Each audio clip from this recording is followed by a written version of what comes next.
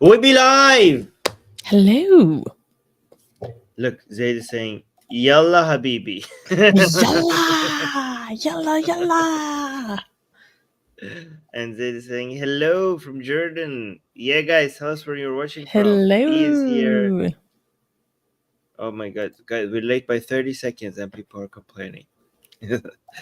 Hammers is from saying hello from US. Guys, yes, please tell us where you're watching from.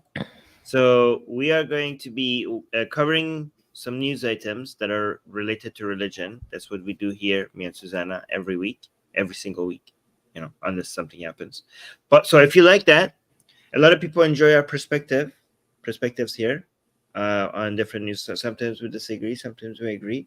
So if you like that, make sure you subscribe. Make sure you hit the bell notification so you can see when we go live.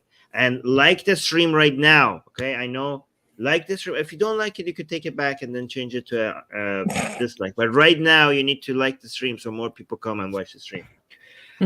So, Susie, which countries are we covering in the news today? We're talking about Israel, unfortunately. Yeah.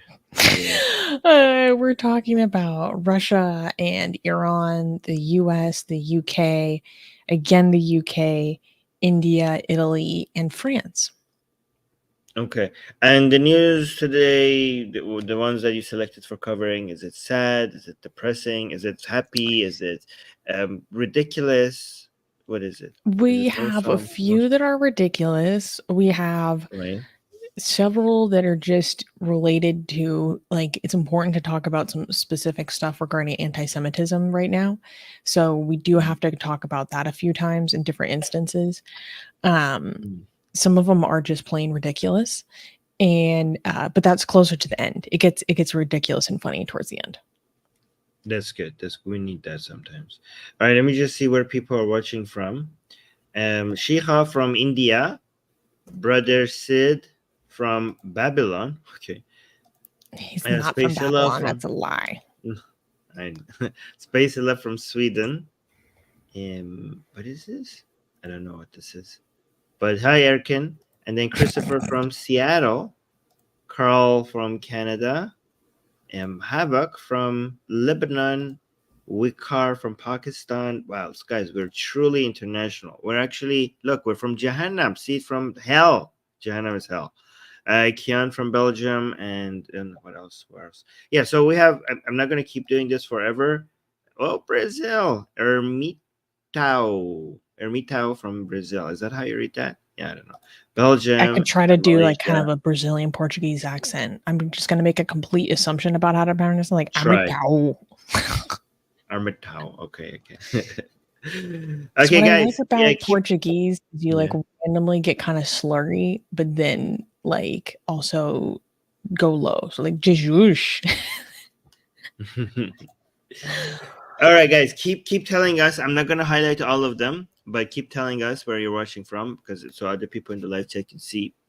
But yeah, so Susie, should we get started on the first news? And I think the couple of first news is Israel related, right? Yes. First few ones. One of them is more like directly Israel related, and then the other one is just kind of like fallout related. The fallout of the conflict. So I thought it might be interesting today to talk about something that some people don't know about, which is exactly why a lot of evangelicals support Israel.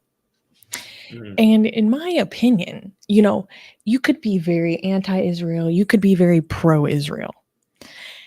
But for the purposes of this discussion, I think regardless of how you feel about the project of the nation of Israel as a whole, I think we can all agree that this is the worst way to support Israel. Like, even if you're against Israel, you can be like, yeah, if you were to support it, this is the worst way. Wait, so are we should say first news because our editor cuts from there. Is this, okay. We're doing the first news. First news. Okay, yes. First news. The worst way to support Israel, Christian Apocalypse Edition. Okay. U.S. evangelical support for Israel has intertwined deep-seated theological beliefs with the geopolitics of the Middle East. Following the lethal October 7th attack by Hamas on Israel, evangelical groups like Christians United for Israel swiftly supported Israel's right to self-defense, guided by a quote-unquote dispensational premillennialist theology. This doctrine sees the gathering of Jews in Israel as a prelude to the end times, marked by Armageddon in Jesus Christ's second coming, a belief which gives the current conflict eschatological importance. Evangelical circles resonate with sentiments of prophetic fulfillment, as noted by historian Daniel Hummel. This war is seen as quote unquote prophetically significant within these circles, which fervently cite scriptures as legitimizing Israel's responses. A direct quote from Christians United for Israel, quote, "To the terrorists who have chosen this fight, hear this: what you do to Israel, God will do to you," illustrates the intensity of this conflict. The blend of religious prophecy and foreign policy is evident, showing how faith-driven views can significantly impact U.S. foreign policy attitudes and decisions. So,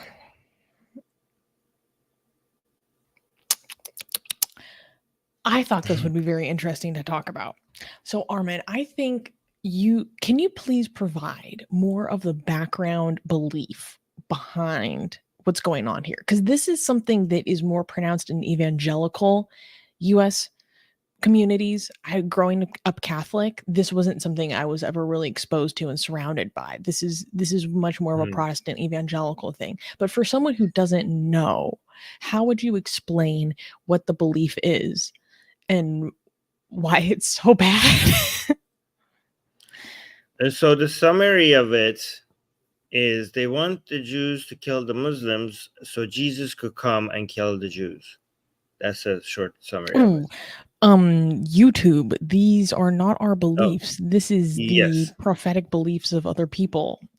We think that is horrible and stupid, and actually why we're talking about this, because it needs to be condemned. Okay, explain more. So a lot of evangelicals think that the third temple, if it's built, the temple was destroyed twice, once by the Babylonians and the second time by the Romans, and now they're going to try to rebuild it the third time. But the problem is that the Dome of the Rock has been built on top of that by the Umayyad, the Islamic Umayyad dynasty. So it's built right where the Temple of the Jews were. So the only way the temple could be rebuilt for Jesus to come back is for the Dome of the Rock and Masjid al-Aqsa to be just destroyed. And if you think about it, that will not happen unless something very significant happens in Israel and the Middle East, right? Forget about the fact that this is all nonsense, but think about if the premises are true, that you need to build the temple for Jesus to come back, and for that temple to be built, the Dome of the Rock, which is and the Masjid al-Aqsa needs to be destroyed, which is like the third most holiest place for Muslims. So after that, if you want to think about it, if you accept those premises, if you want to think about it rationally, right now the political situation in Israel is not at all in a way that could ever happen.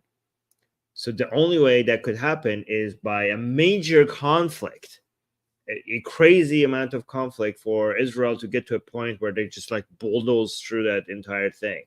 And this is why religion here is so extremely dangerous, because that view will get you to the point where you want more conflict.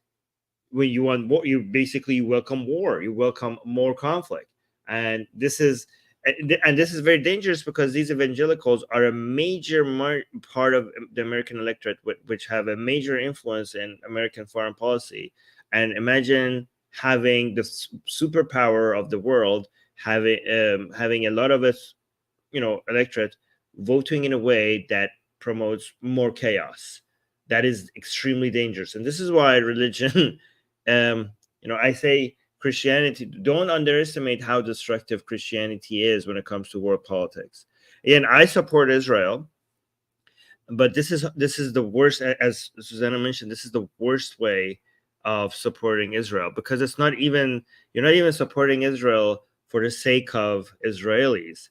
You are just trying to get them to do something so that your prophecy come true, and your prophecy then involves them being destroyed by the armies of Jesus, because you're I like, know, it's like yay, actually so anti-Semitic, because my understanding is yeah, that they want basically, I don't know exactly if it's all the Jews or just a majority of the Jews to return to Israel, because once the Jews are back in Israel, then it'll start basically a clock on a 7-year clock, and then that's when Jesus will start to come back, and then they'll fight the Antichrist for a while, and then Jesus will establish his right, kingdom on earth that will be unending. yeah, yeah.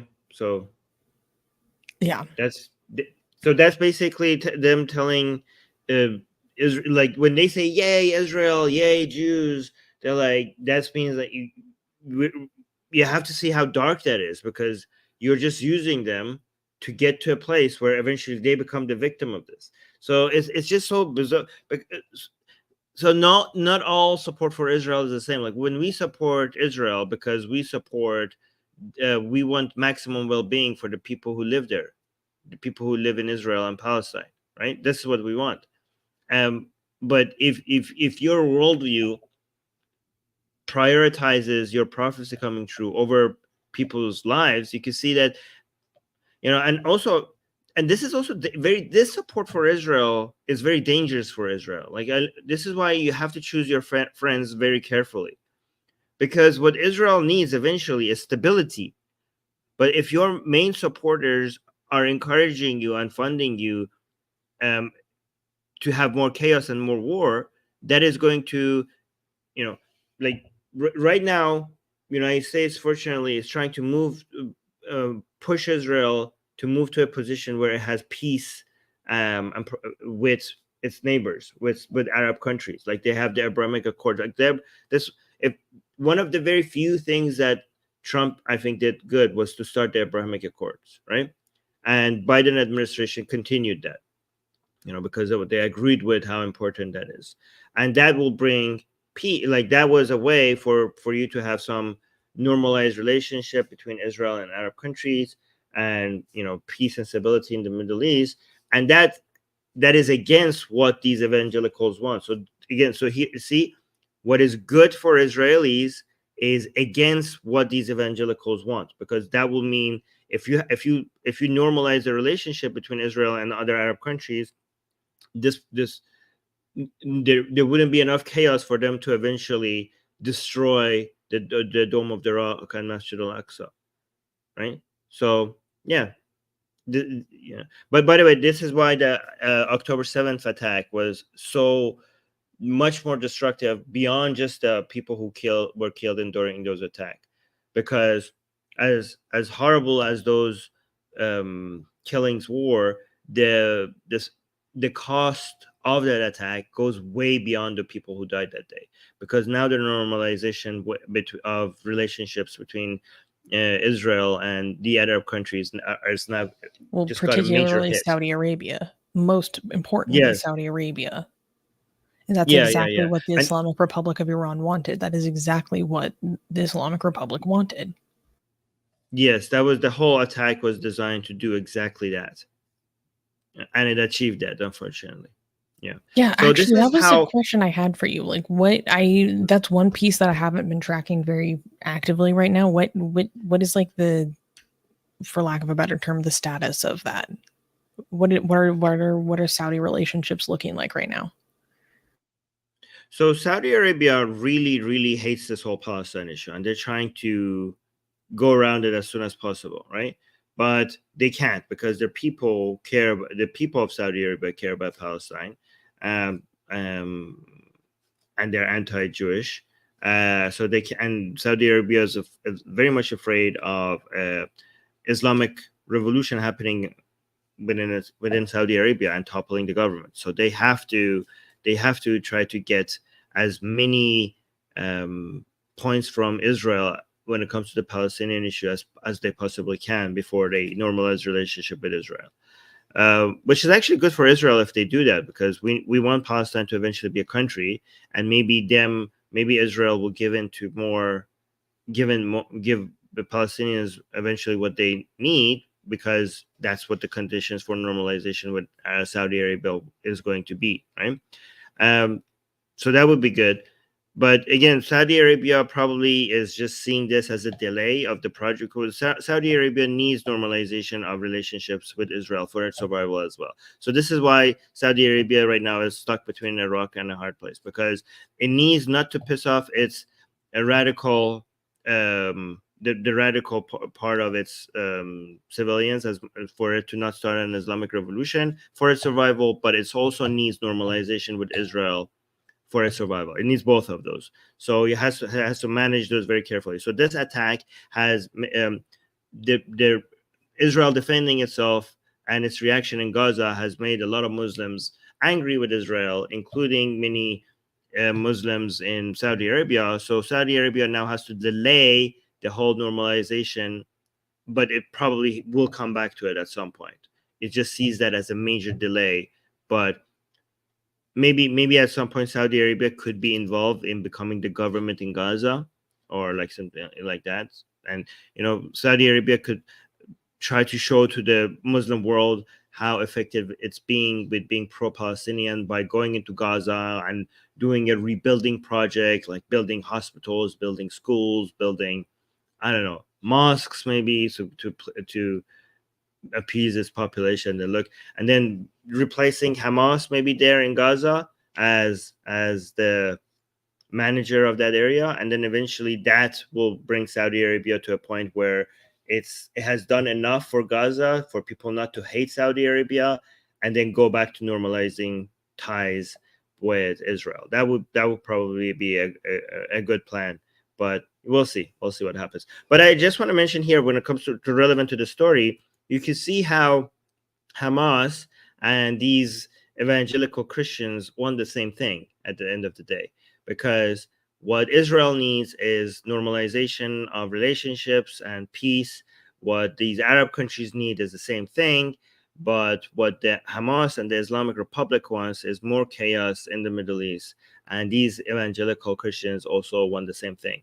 They're not technically, they say they support Israel, but what they want is for Israel to just crush the Arabs and destroy them, and just basically destroy again. And Israel is never going to do that unless it gets a lot more radical and there's a lot more war there. So basically, these evangelical Christians are there. They act like they're anti-Hamas, but what they want is more in line with what Hamas wants as well. Hamas wants people wants want more to talk chaos. about genocide and ethnic cleansing. That's what these people actually want. Exactly. More than like what we come on. Charles is saying, so why isn't Saudi Arabia taking in Palestinian refugees? Because this is something that as a generalization, let's say the pro-Palestinian media will not tell you, is that Palestine's Arab neighbors don't actually want to take in Palestinian refugees. They don't want that. They don't want it. They don't want it. And why? Because there has been multiple instances across multiple different countries across in the past 75 years that have taken in Palestinians en masse, and it has turned their countries inside out. And they've seen the results of that. Look what happened to Lebanon. Look what happened to Lebanon. Lebanon has never recovered. No. So that's what people are not going to tell you. And I'm going to say something, and like people are going to maybe be pissed about me saying it because of who I am and the color of my skin, all that shit. What people are not honest about is that a lot of Arabs don't actually like Palestinians all that much.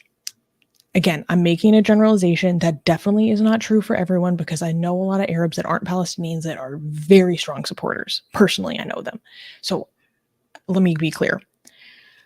But there is a lot of anti-Palestinian sentiment in various Arab countries and communities. And I was talking about one of my friends. I was talking to one of my friends about this, and he's Lebanese. And for the sake of YouTube, I cannot repeat what his father says about Palestinians. I can't. But the thing is, they just hate Jews more. Yes, that's what this is about. So a lot of people, it really makes me angry that a lot of people are not honest about that. They're not honest about how many Arab countries, communities, both domestically and internationally, actually feel about this. And again, I'm talking generally. I don't want to say this is everyone because I know it's not everyone. But people are really not honest about that sentiment. And they just point the finger one way. What do you think about that, Armin? Am I off base? Yep. Yeah, so support for Palestine is not a lot of times not really support for Palestinian people. Support for Palestine a lot of times, and I would actually say most of the times, is anti-Israeli or anti-Jewish hatred, but said in a way that is more acceptable. Right? So Palestinian blood is being used as a weapon by people to express their anti-Semitic views. They don't actually care about Palestinians. They actually, I would claim that they actually want Palestinians. A lot of people who hold the Palestinian flag or say free Palestine, they genuinely want Palestinians to die so that they could come out and express their anti-Israeli views or anti-Jewish views. So that's why. So if you're asking why wouldn't they take Palestinian refugees, that comes with the assumption that they actually care about Palestinian refugees. Yeah. Yeah. Let's go to some of the starred comments and super chats. So, LS420 Stoner, what a name, is saying, as a former evangelical, I can't wait to hear what she has to say. Yeah, it's a lot to unpack. Secular Sakai also gave someone an Atheist Republic membership. If you're the special person that received the new membership, make sure to use your special emojis. Gasian American gave a $2 super chat. Thank you, Gasian. Saying, basically prophecy fantasy novels taken too far. Yes. Yes. Yes. Yes. Yeah. Everyone. Yeah. I don't know what it is, but Abrahamics have an end of the world death cult fetish. Zaid is. I thought this was a good comment that I'd like you to respond to, Armin. He's saying, how funny Muslims on the other side are the exact same. They want to fight Israel because in Islam, the judgment day will only come after the big war in which, I can't say the end part, in which the Muslims K all the J's. K all the J's, okay. Yeah, I mean, this is, wait, can I show people that picture that you sent me with that sign? Is that okay to show? That was so bad. Yes, please show this. Can you zoom in? Because it's not very big for us. So yeah, I'm gonna first mention what this is one of the pro-Palestinian marches, right? No, zoom in. And the sign there we go. Thank you. Yeah. So what does the sign say, Susie? It says, and this is written in English, guys. So you can assume that this is an English-speaking country. Now, do you understand why the trees and the rocks will have to speak? Yeah. I don't know if people know what this refers to. Should we explain it, or yes. Is that YouTube friendly? Yes. Okay, so you have to explain it. There we go. So this is Islamic hadith, and again, this is Sahih. Okay, so you can see the reference here, so you can know that I'm not making this up. This is Sahih. This means authentic. This means that this is a fundamental part of Islam. Like this is Islamic scripture, second only when it comes to being authentic, second only to the Quran. You cannot remove this from Islam. This is a fundamental part of Islamic teaching, right? So this hadith says, you want to read the hadith? Oh, you're muted. Abu Huraira reported Allah's messenger as saying, the last hour would not come unless the Muslims will fight against the Jews, and the Jews would kill them until the Jews would hide themselves behind a stone or a tree, and a stone or a tree would say, Muslim, or the servant of Allah, there is a Jew behind me, come and kill him. But the tree Gharqad would not say, for it is the tree of the Jews. So basically, during the end times, even the rocks and trees will betray the Jews hiding them, except for the Gharqad tree. It's a Jewish tree. Yeah, based anti-fascist tree. Yeah. This is the Jewish tree, apparently, that's not going to betray. But every other tree and rock is going to tell the Muslims that there's a Jew hiding behind me, so come and basically kill him. Again, YouTube, this is not what we're saying. We're against this. We condemn this. But again, Allah's messenger is basically Muhammad, right? So this Muhammad is saying that this will happen. Yeah. What makes me so upset is that there are people around in the US, in the UK, etc., where they are children who do not go to school anymore wearing the uniforms of their local Jewish schools because they're afraid of their children being attacked. But this woman feels comfortable to openly hold and show her face holding this Nazi sign. Right. This is the state of things. So Jews feel compelled to hide the fact that they're Jewish as much as they can in public, but this woman feels perfectly safe, validated, and comfortable holding this Nazi sign in public proudly. That's where we are, guys. That's where we are. Yeah. Look at this comment, by the way. Imran is saying, it's funny how you focus on an individual protester being hate motivated, while Netanyahu himself has invoked the chosen people and other explicitly genocidal religion justifications. It's funny how Imran is saying that right after we covered the news about Christian evangelical Christians having genocidal views. So we have been calling out far right views among Jewish people in Israel all the time. We have for years we have done that. So see how unfair people are to us. We have for years covered that. The fascistic takes that some people have in Israel, we have covered that.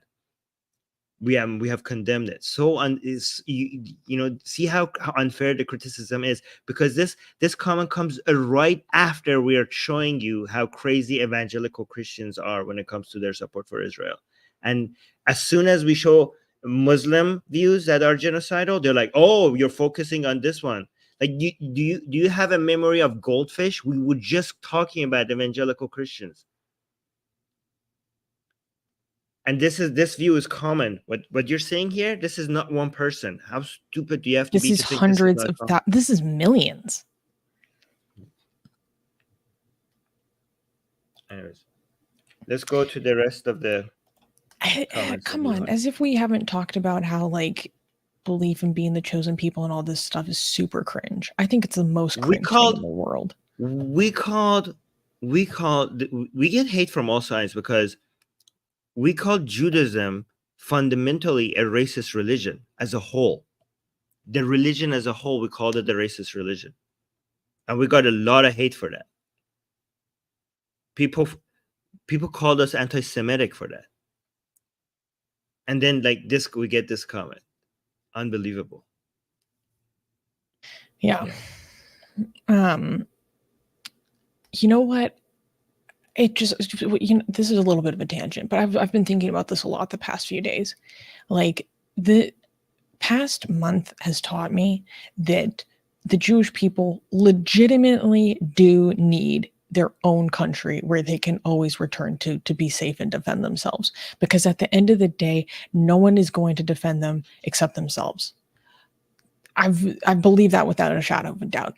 But for some godforsaken reason, in the 1940s, we decided to put them in this fucking cursed piece of land. This has got to be the most cursed piece of land in the world. Like, I know, we have certain beliefs about this land, blah, blah, blah, and that's why we decided to go there, blah, blah, blah, blah, blah. I feel like if you actually gave a fuck about the Jews, you would put them somewhere safer. Because this is just horrible. What kind of holy land is this? What kind of abominable holy land is this? This was the safest place at the time. Wasn't there some discussion about making like a Zionist land in Africa or something? Yeah, Uganda? Yeah, it was. Can't we just do that? Because this is just horrible. It was not feasible. There was already, like, first of all, this was a place where it wasn't a lot of people are like, why did they choose this place? Okay, if you go look at why they chose this place, it made a lot of sense back then.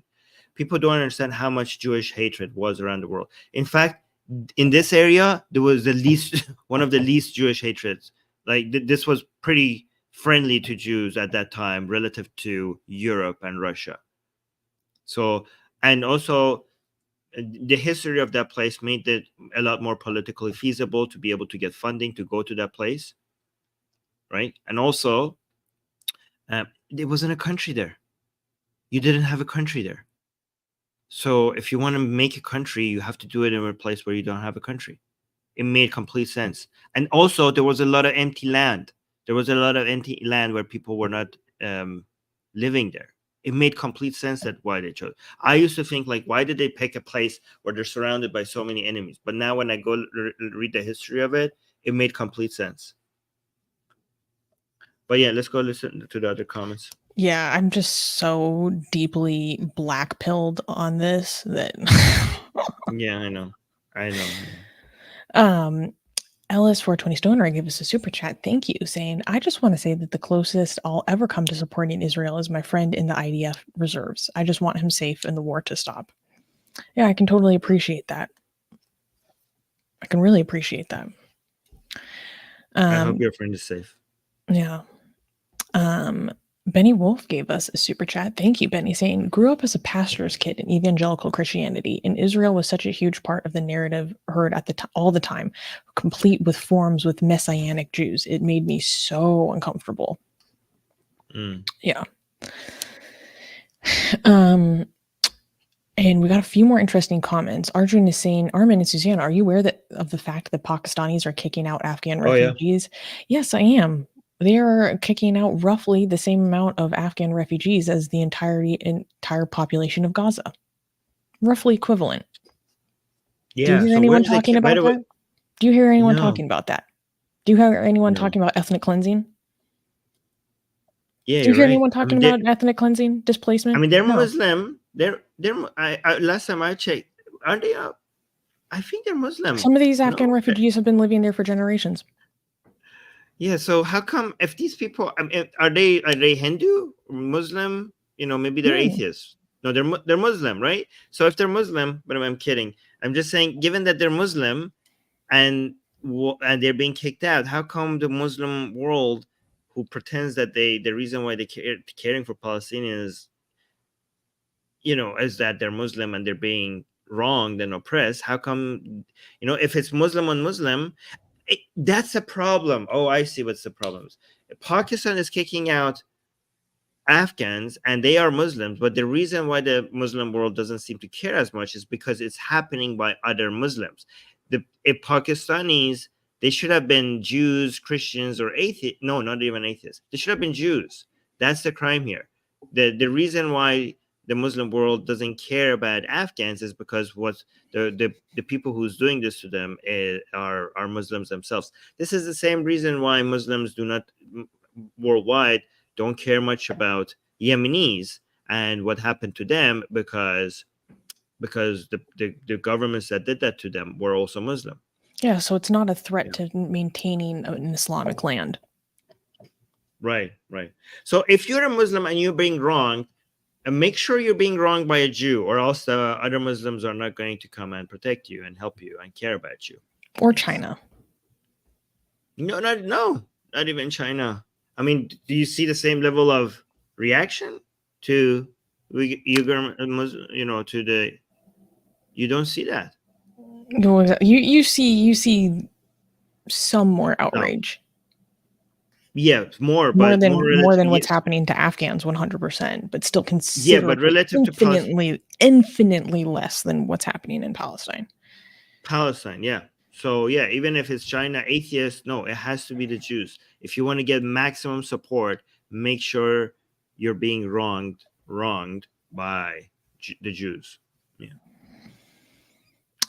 Havoc is saying here in Lebanon, Palestinians hide their accents when they're trying to negotiate a price because they don't want to because they know they won't get anywhere with a Palestinian accent. Exactly. And Zaid following up said, Palestinians in Lebanon live as second-class citizens, even those who were born in Lebanon and never knew Palestine.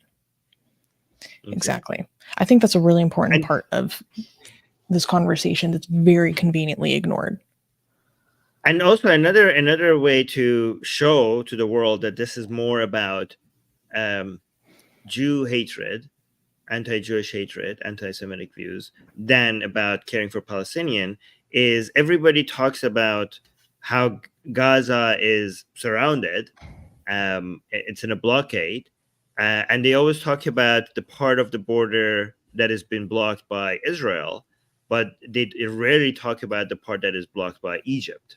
Yeah, Egypt is actively fortifying the Rafah crossing. Right. So, again, why is it that people keep condemning Israel for blocking Gazans in, and they rarely talk about Egypt? Because Egyptians are not Jews. It's because it doesn't serve your anti-Jewish narrative. That's what it is. Yeah, and the Sisi has already come forward and been like, no, we're not letting people come here in mass. Yeah. And Jordan as well. Yeah. Kenny has gifted 5 Atheist Republic memberships. Thank you so much, Kenny. That's so nice. If you just got an Atheist Republic membership, make sure to drop the emojis in the chat. And Unicorn said, Jews cannot be the only race to not exist with autonomy in their own indigenous homeland. Talking about sending them elsewhere is just not okay. First of all, I just want to say I absolutely hate arguments on the basis of indigeneity in 90% of the time. 90% of the time. I think it's a trash argument because you can just always argue about who came first. Why? It's not useful. It's not helpful. I do not necessarily. I don't think that arguing from because of your ethnicity, you're inherently owed something. I hate that line of thinking. I hate that argument. I think if extended to its absurd degree, it's very dangerous. But I just want to clarify and say that, like, I just want the Jewish people to be safe somewhere, God damn it. Right. Because they're not safe pretty much anywhere. And so it's just me talking and thinking out loud, being like, God damn it, where can they go? Because this is fucked. I'm not trying. Yeah. Okay.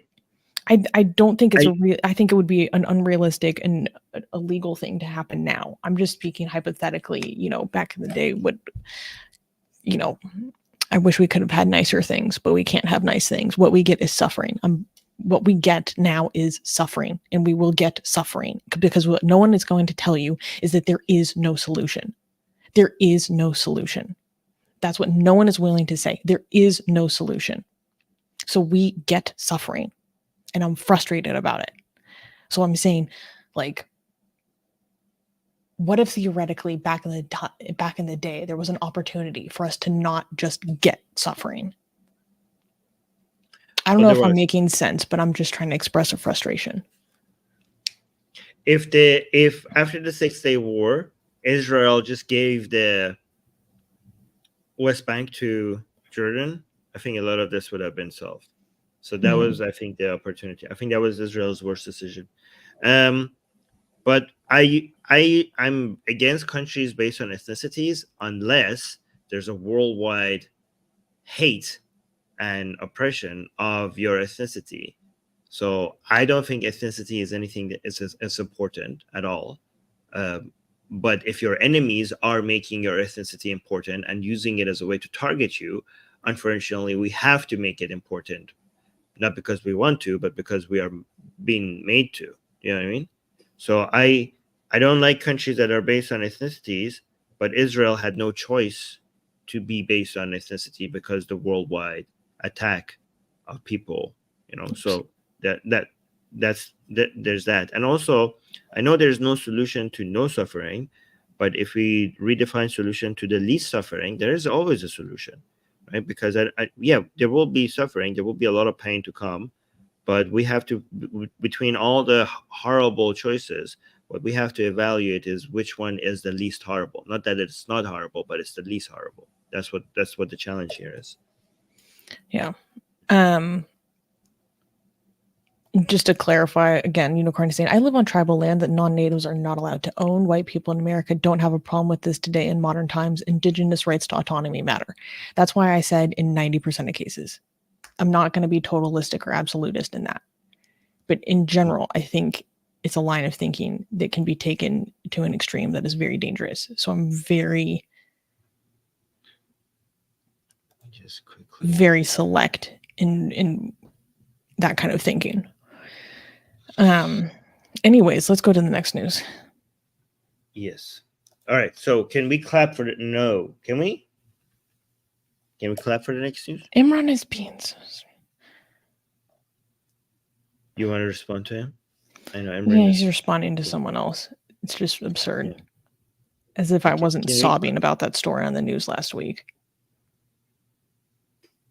Yeah. Anyways. Can we clap for the next news? I don't think we should clap for this news. No. Okay. All right. Yeah, exactly, Wikar. Actually, let me address this very quickly. Look at this. Saying a young boy was stabbed 20 times by someone who was screaming about all Palestinians should be not living, but all we hear about is anti-Semitism. It's crazy how some people are more equal than others. And then look at the response. People are telling you in the live chat. Armin and Susanna, Wikar saying, Armin and Susanna covered that news last week. Armin even explicitly warned people to not make fun about that story. Yep. I mean, memory of goldfish. That's what I'm telling you guys. This is how biased people are. When they are trying to find excuses to hate on Jews and Israel, they don't see, they want to paint all the people who are defending Israel and its right to exist.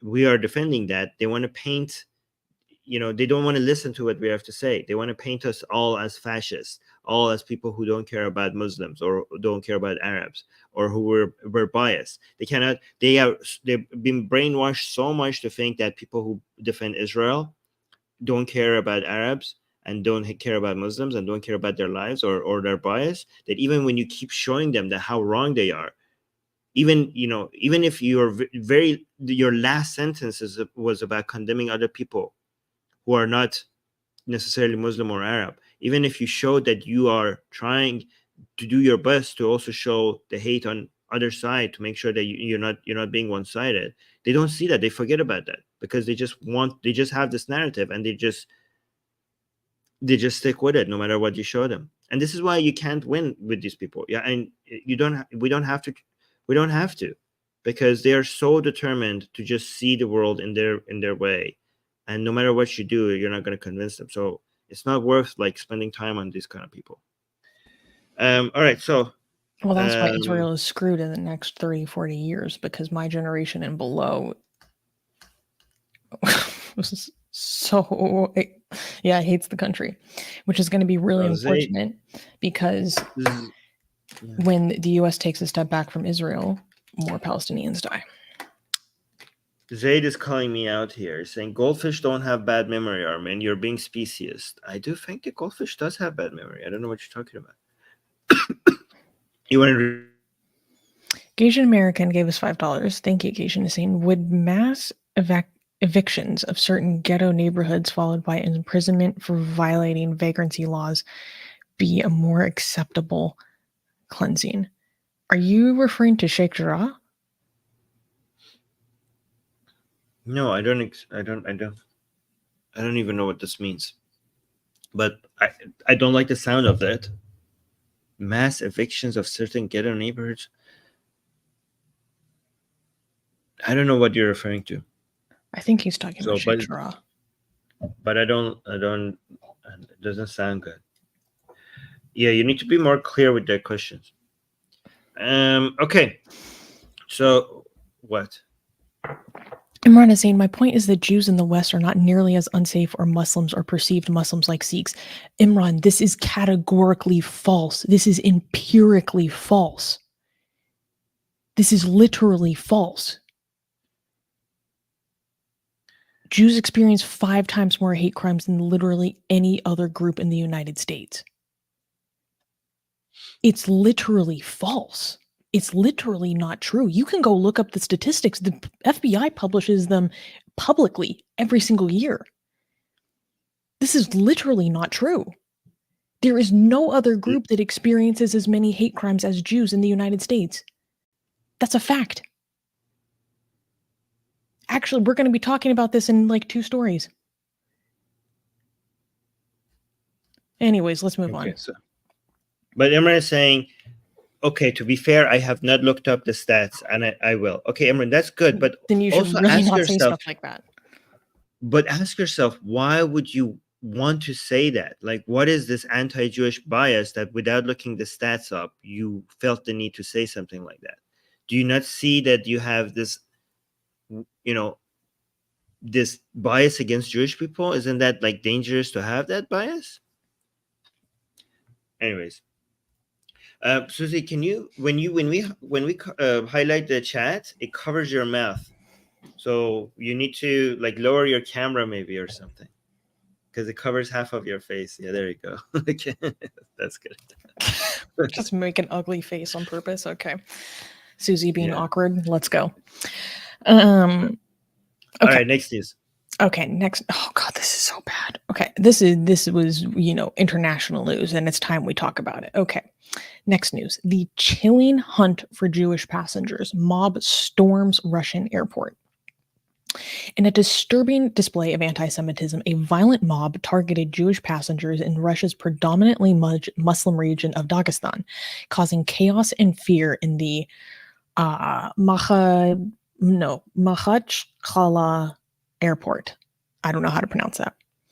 This alarming event took place against a backdrop of growing tensions following a deadly Hamas attack in southern Israel on October 7th, which was met with a forceful Israeli bombing campaign in Gaza.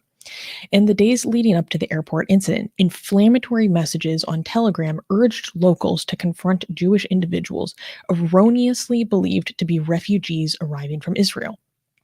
The situation escalated rapidly as videos circulated online showing throngs of young men, some waving Palestinian flags, breaching airport security to access planes on the tarmac. Amidst the turmoil, 20 people were injured, and a stark in-flight announcement encapsulated the fear. Quote, "There's an angry mob outside that doesn't know where we have come from and why we are here. It is possible that we will also come under attack." The violence at the airport is part of a broader wave of anti-Jewish sentiment in the region, with reports of mobs in multiple cities and acts of arson against Jewish properties. Israeli officials have urged Russia to ensure the safety of its citizens amidst a situation that has shocked and even saddened the global community. So this was absolutely terrifying. Maybe you could play that footage, but keep it muted in the background so people can, if people somehow didn't see this, they can see what this looked like. But it was literally a mob of hundreds of people storming an airport, going on a lynch mob to look for Jews. Because there was some rumor that was spread that this airplane, I don't even remember where it was actually coming from, but it wasn't coming from Israel. Someone spread a rumor that there are Israeli refugees coming from Israel to Russia. Now, why there would be people that were becoming refugees from Israel to Russia, that itself is highly questionable. How that could even be believed. But besides that being the point, this mob stormed the airport and was hunting for Jews to kill. And I saw videos of this guy who was Uzbek, and he was in this crowd surrounded by hundreds of men, and they were interrogating him to prove that he wasn't Jewish. And he was trying to explain to them that he was like ethnically Uzbek, and that he was like, I've never been to Israel. What the hell are you guys talking about? Blah, blah, blah, blah, blah. And people, Armin, first of all, what was your reaction to this? And what do you think about the international reaction to this? My first reaction was always, this is why we need Israel. This is why Jews can never rely on any world power to be safe. I mean, throughout their history, they always had to wait for somebody to make sure that, to care for them. I mean, first it was, the Jews were under the Babylonians, and then under the Persians, and then under the Greek and the Romans, and then also under the Persians again, and then under the Ottomans, the Ottoman Empire, and then the British, and then eventually the United States was protecting them. But the anti-Jewish hatred, I think people don't understand how deep-rooted it is within, different cultures and belief systems all around the world. It's so foundational, and it's just there with us. I mean, and there are moments in history, it's always, sometimes you don't see it, but it's always there.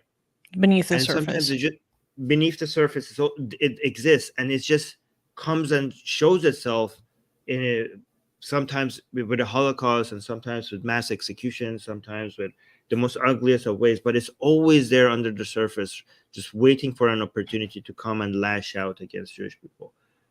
There is no group of people in the world that face this level of foundational hate against them. It doesn't exist, right? And a lot of people say, like, why can't they just go to Europe? Why can't you just go to the United States? I mean, people have to remember, before World War II, Germany was one of the most progressive countries in the world, even compared to other European countries. And oh my God, so sexually liberated in comparison to everywhere else. It was crazy. Yeah, and Jews felt very safe in Germany. Very safe in Germany. Never would they imagine that. But just like this, it turned. And right now, for example, people think that the support of the United States for Jewish people is just so strong that it's always going to be present there. But you can see even right now how things are changing so fast. One of the main reasons why the United States supports Israel is because the Middle East is so important. And the Middle East is important because it has oil and natural gas. What if that changes? What if we have alternative energy and the Middle East becomes very much less important, especially with the United States now itself being such a major source of oil and gas itself. And the United States is very much self-reliant right now when it comes to energy. You can see the United States constantly trying to push its, move its focus to China and Russia, especially China. What if slowly United States is going to try to find ways to be less present in the Middle East? So Israel, United States itself is a country where a lot of the Nazi viewpoints that went to Germany actually came from the United States itself. So again, with all these years, thousands of years of history of saying that, the support that you may have from the superpowers just might go away overnight. At some point, Jews realize that they need their own country. They need their own military, because you cannot just wait and see who's going to back you up and support you. You can never see that. Even here's an interesting thing. They can never make that mistake again. They can never make that mistake again. We learned that less than 100 years ago. We learned that. Less than 100 years ago, we learned that. Yeah. Yeah. I mean, even, Susie, I don't know if you know this, even when the British first supported the Zionist project, do you know what was their main motivation? One of their main motivations for doing that? Well, presumably they didn't actually want Jews in their country themselves. Yeah, it was not because they were caring for Jewish people. They just wanted to get rid of the Jews, for them to get out of the UK.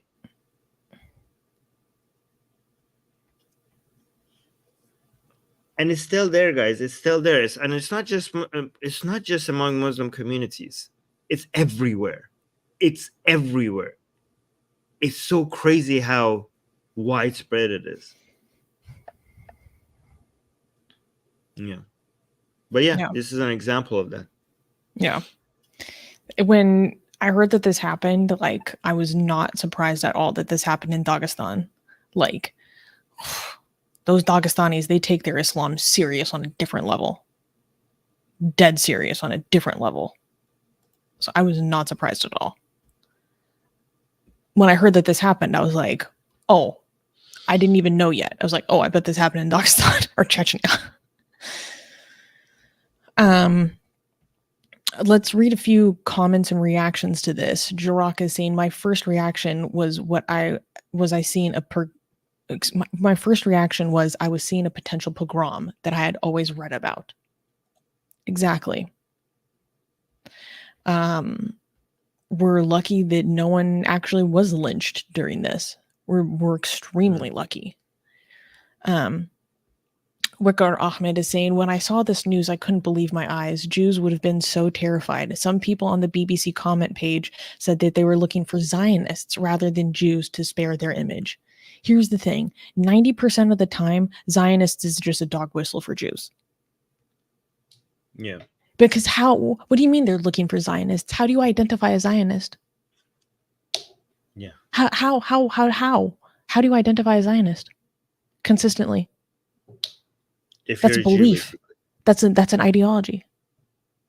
Armin is a Zionist, but they're not looking for Armin. Are they? No, they're not.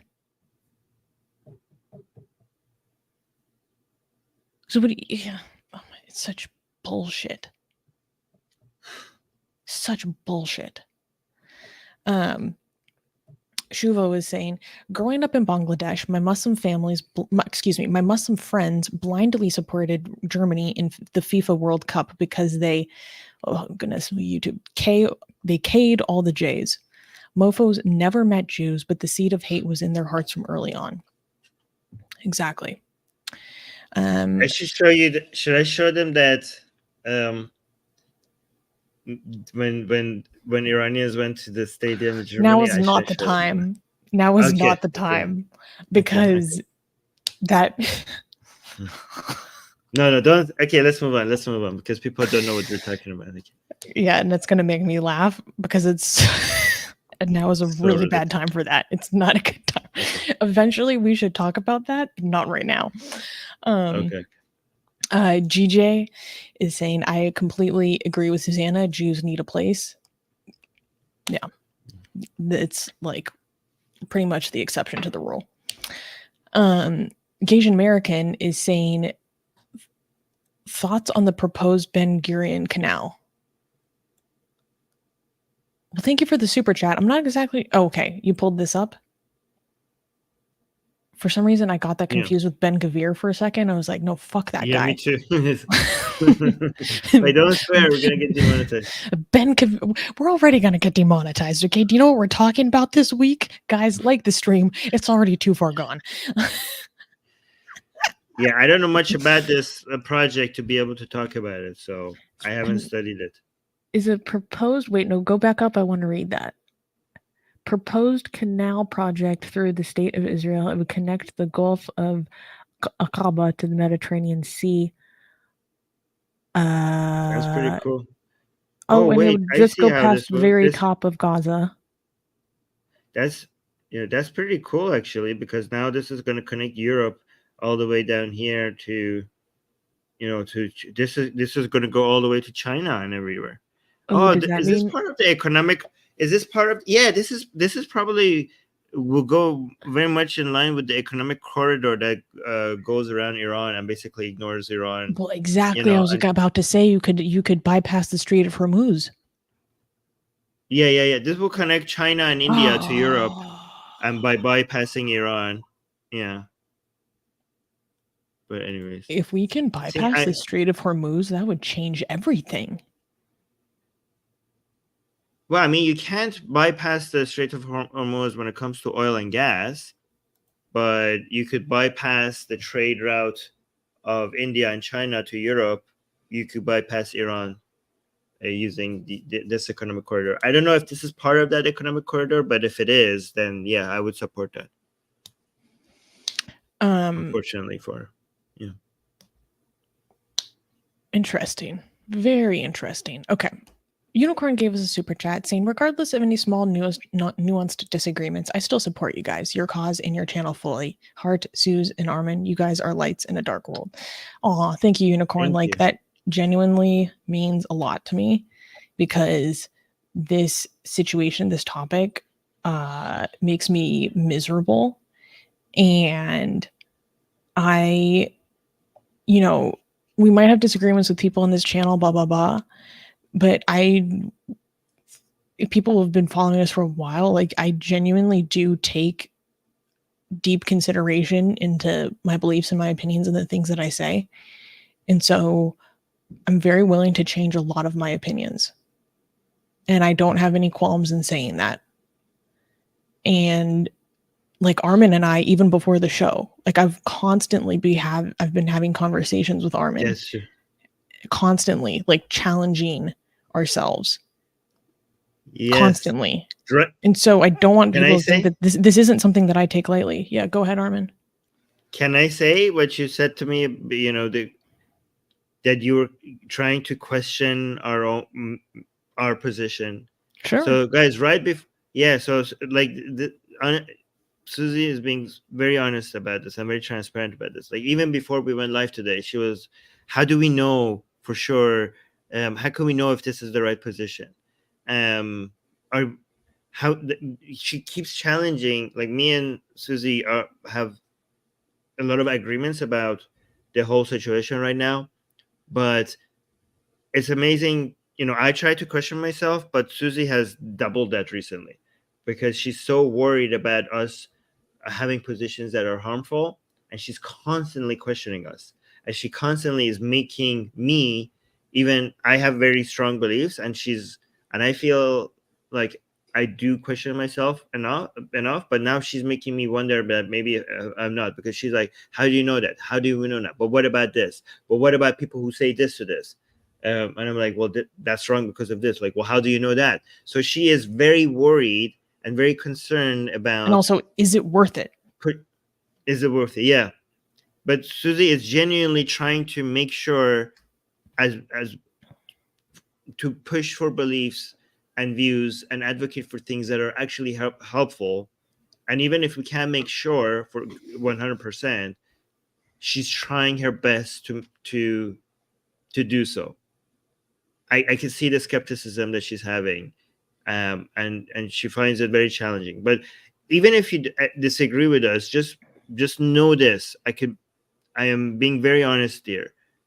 We genuinely we're doing the best we can to push for things that we think helps the most number of people, regardless of whether atheist, whether they're Muslim, whether they're Arab, whether they're Kurdish, whether they're Jews, either religiously or ethnically or whatever. If we are getting things wrong, it's not because we don't care for people. We're genuinely trying our best to push for things that we think helps the highest number of people. Mm-hmm. Yeah. Yeah. And that's exactly why I'm willing to change my position very freely. Yeah. Gasian American gave us another super chat. Thank you, Gasian, saying, trigger warning, anti-Semitism. My mom wanted me to marry into J banking families. I do not share her views.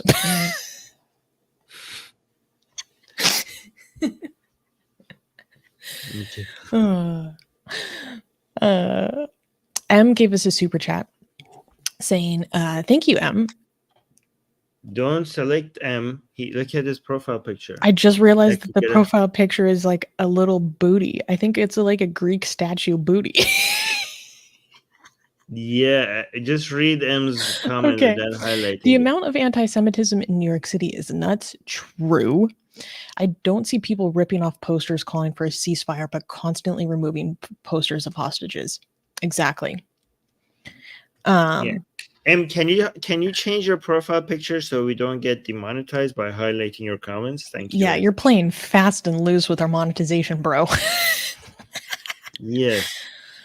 And then Shikha decided to celebrate her membership. Well, thank you for being a member, Shikha, but you decided to do it with single-handedly the most cringe comment I have seen today, which is a stark competition, saying, like Jews, I think Brahmins also need their own state. What the hell are you talking about? This is embarrassing. Like, are Brahmins oppressed? Oh my god. This is Brahmin supremacy. Brahmins have it. Why would you? They're the least people, one of the least people in the world that deserve to have their own state. What are you talking about? I think she's just trolling. Is she trolling? That must be a I troll. don't think so, because I've had literally people email me about Shikha exposing her for shit. So I don't think she's joking. This is like Christians feeling like they're oppressed in the United States. This is that kind of delusion. This is so cringe. This is fascistic, by the way. This is like Brahmins are like, again, not all Brahmins, okay, but things in India are in favor of Brahmins. They are considered to be, on average, at least. I don't want to generalize, right? On average, Brahmins, everything is biased in their favor. If you wanted to argue for any form of, I don't want to give any I don't want to divide India or anything. For what are you? Is she advocating for dividing up India? Like, what are you talking about? I mean, the oppressed people in India are the Dalits and the Shudras, the outcasts and the lower caste. The Brahmins we don't need to are. explain this. We don't need to explain this. This is just cringe behavior, and it's like, oh, some people say some mean things about Brahmins every now and then. Like, yeah, Shiha, you're some people say some mean things about white people every now and then, but I'm not like, white people need their own state. They need their own country because some people say some mean things about white people. Grow a skin. Are you freaking baby? Yeah. Walk on like eggshells. The fragility is crazy. Yeah, this is like Brahmin supremacist. Sheikha is a Brahmin supremacist. This is horrible. This is a horrible take. Yeah. Oh, here we got another super chat. You want to read this? Yeah, animation is saying Shikha seems to be an imposter Hindu ID. No one wishes for this. I also think, I highly suspect that Shikha is not really an atheist. But that's besides the point. Yeah, actually, guys, not all Brahmins are this crazy. Don't let. I know many Brahmins who don't care about being Brahmin, who think this is all nonsense. The caste system is insane. They're not proud of being Brahmin. Okay, so not all Brahmins are as crazy as Shikha. Just wanted to let you know that. But thank you for animation. All right, we should move on to the next news. Yeah, this is just freaking cringe. Anyways, let's move on. Oh, wait, we got another super chat. Yeah. Thank you, 420 Stoner, LS 420 Stoner. Saying, I don't know what's more terrifying, World War III breaking out in the sandbox, oh Jesus, or having to fight off a Red Dawn invasion of the US after a PLA unit 61398 cyber attack. Okay, this is not going to happen. Yeah, that's not going to happen. I mean, I get that the world is scary right now, but we're not there yet. Yeah, we're not World War III level stuff at all. Not even close. Not even close. Okay, so anybody who says like, "Oh my God, we're close to World War III," no, we're not. I mean, this is, you know why we're not? Capitalism. Okay, capitalism. Capitalism is saving the world from Fucking World War chill. III. So, the economies of the world powers are too interconnected with each other. They're too intertwined for us to be able to have World War III. So thank you, capitalism. All right. So Also, next news. yeah, Can we clap the for the next news? regionals, the regional neighbors don't really want to get directly involved with this BS. They don't. Yeah. I They mean, don't. did you not see what Nasrallah came? People were like, "Oh my God, Nasrallah, Hezbollah is going to come into the fight, and now it's going to get regional." Like, "Oh my God, it's going to be first Hezbollah is going to get into fight, and then Iran is going to get into fight, and it's going to be World War III." Nasrallah was like, "Oh yeah, we hate Israel. By the way, this was not us. We didn't do this. So this was just Hamas. We had nothing to do with this. But yeah, Israel, like we're not afraid of you. But please don't come for us. We're not going to get involved with this." And we had nothing to do with the October 7th attack. Please don't attack us. We don't want to get involved with this. But yeah, Israel will be destroyed. Like, obviously, okay. So they don't want to, it's not going to get into that. Oh my God, we got another super chat. Kashitz is saying, what are your thoughts on LGBTQ community support for Palestine? It is leftist dogma bullshit.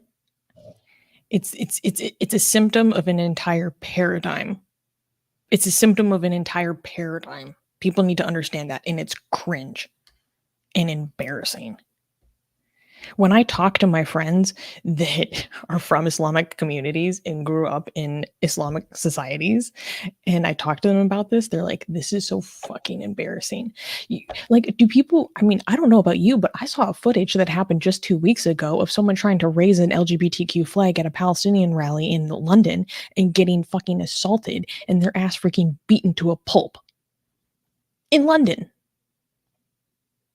So just imagine what happens. It's freaking embarrassing. They openly say, we don't want your support. LGBTQ people that support Palestine need to realize that these Islamists think that they are freaks that need to be basically exterminated. They need to understand this, and they don't. Speaking of, my article on this topic was published in... Look. Yes. Okay. Yeah. Guys, Armin wrote an article called "Queer for Palestine: Identity for Politics" at its most absurd, and it was first published in Queer Majority, and now it has been published in Quillette. Guys, do you guys know what this means? Quillette is one of the major publications when it comes to base takes. Okay, so and I'm now there. This is my first time being published. And in Quillette, I was always wanted to publish an article in Quillette, so I'm very happy about that. So if you wanted to, the comment that Susie just highlighted, if you want to read more about that, because this article is about that, okay? So Queers for Palestine, Identity Politics at its most absurd. I will post a link to the article, so please go read it and share it around, because I'm very, very proud of getting this out there, right? Yes, somebody's saying sheeps for wool. No, people say chickens for KFC. That's what they compare this to. Chickens for KFC. All right. So we're going to the next news.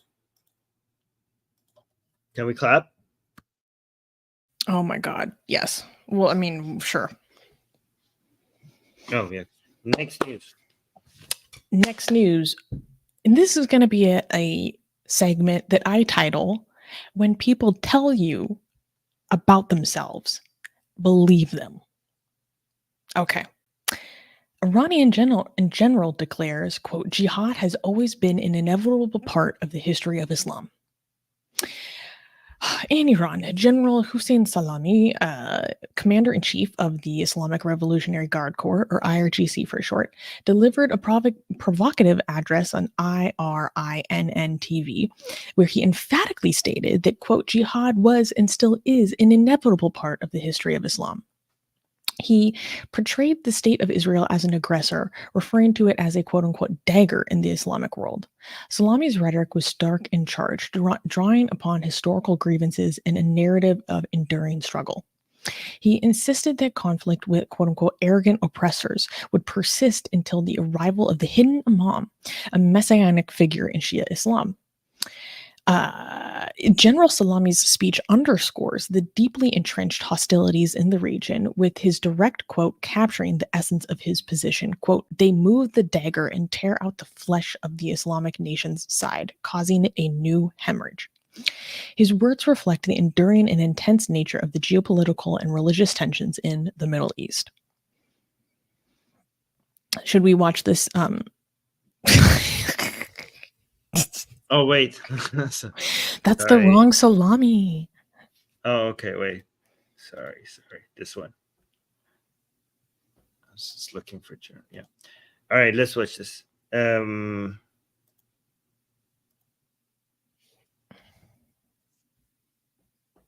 Oh, wait, we can't hear this. Oh, there you go.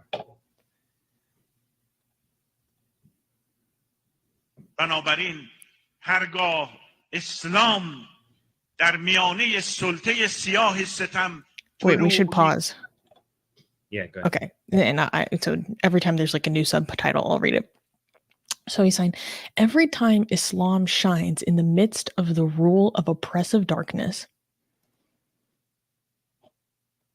جنگ با مسلمانان a war against the Muslims is certain to come.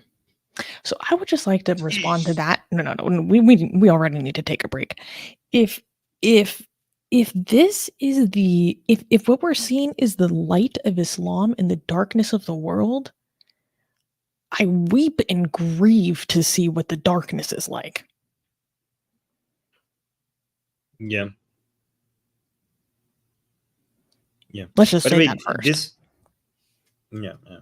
And also, just these people are not lying when it comes to this battle is being religious and mandated by religion, and this has nothing to do. Basically, what you need to get out of this is that this has nothing to do with freeing Palestinians. Okay, because remember, the guy that is speaking, this is the person responsible, the institution responsible for all the money Hamas has. So you're looking at the funding behind Hamas's operation, and now they're telling you what they're about. They're not about, freeing Palestinians or giving them a land or giving them a country. They're about this. He's telling you what they're trying to do. So let's continue. کافران حقیقت Sorry, I muted myself. Saying, indeed, the infidels cannot tolerate the light of God. If this is the light of God. بر نمیتابند. تجلی نور خدا در زمین معادل است. The revelation of God's light upon the earth. تجلی نور خدا در زمین معادل است. Is tantamount to the disappearance of the oppressors ruling darkness and tyranny. با رخت بربستن تیرگی سیطره و ستم ستمکاران. پس Therefore, jihad was and still is an inevitable part of the history of Islam. جهاد یک جزء قطعی از تاریخ اسلام بوده است و تا آن until the hidden Imam appears and fills the world with justice. زمان که ظهور اتفاق بیفتد و جهان از عدل پر شود بخشی از war against the arrogant oppressors will be an inevitable part of the Muslim's life. زندگی مسلمانان به صورت اجتناب ناپذیر. This is the part of Islamic, especially Shia Islamic worldview. Again, I know Hamas is Sunni, but their main funders are Shia, right? But this is the part of it that is very much in line with far left narrative. The oppressor versus oppressing narrative mindset. That this is why they are such a good match with each other. جنگ و کارزار با ستمکاران و مستکبران خواهد بود. در هر نقطه‌ای At every point, they planted a dagger in the body of the Islamic nation. خنجری بر پیکر امت اسلام فرو کردند. I like how they weren't able to fill in the entire audience. از 100 سال پیش به Oh, you wanna read even this? 100 years ago, and particularly 75 years ago, این طرف و مشخصا از 75 سال Basically, they're talking about Israel. پیش به شکل واضح رژیم صهیونیستی رو they jabbed the Zionist regime like a dagger into the side of the Islamic world. So basically, he's saying the entirety of Israel is basically a wound. So the Islamic world being the Middle East and North Africa, they consider the existence of Israel as a Zionist state there. By the way, they don't call it Israel, they call it the Zionist regime. They consider that to be like a dagger that exists in the heart of the Islamic world. So it's a wound. So Israel is like a wound that needs to heal, and by heal they mean the eradication of. Oh no, he's going to get more explicit about that. Don't even worry. Oh, okay. I don't need to explain this. You don't need to put two and two together for anyone because he's going to say it. He's going to say it. He's going to say it. Okay. مثل خنجری در پهلوی جهان اسلام فرو بردند. این قلیل These insignificant Zionists are a foreign body. صهیونیست ها در این جغرافیای بزرگ جهان in the vast territory of the Islamic world. اسلام یک شیء خارجی هستند که به تعبیر If I may use the Latin expression, they were implanted in the body of the Islamic world. لاتینان ایمپلنت شدند در پیکره جهان اسلام. یک جسم خارجی They constitute an annoying foreign body. آزاردهنده که هر چند وقت یک بار Once every so often they move the dagger. با جابجا کردن این خنجر پهلوی این and tear the flesh of the Islamic nation's side. امت اسلام را میشکافند و یک خونریزی causing a new hemorrhage. جدید را به راه میاندازند.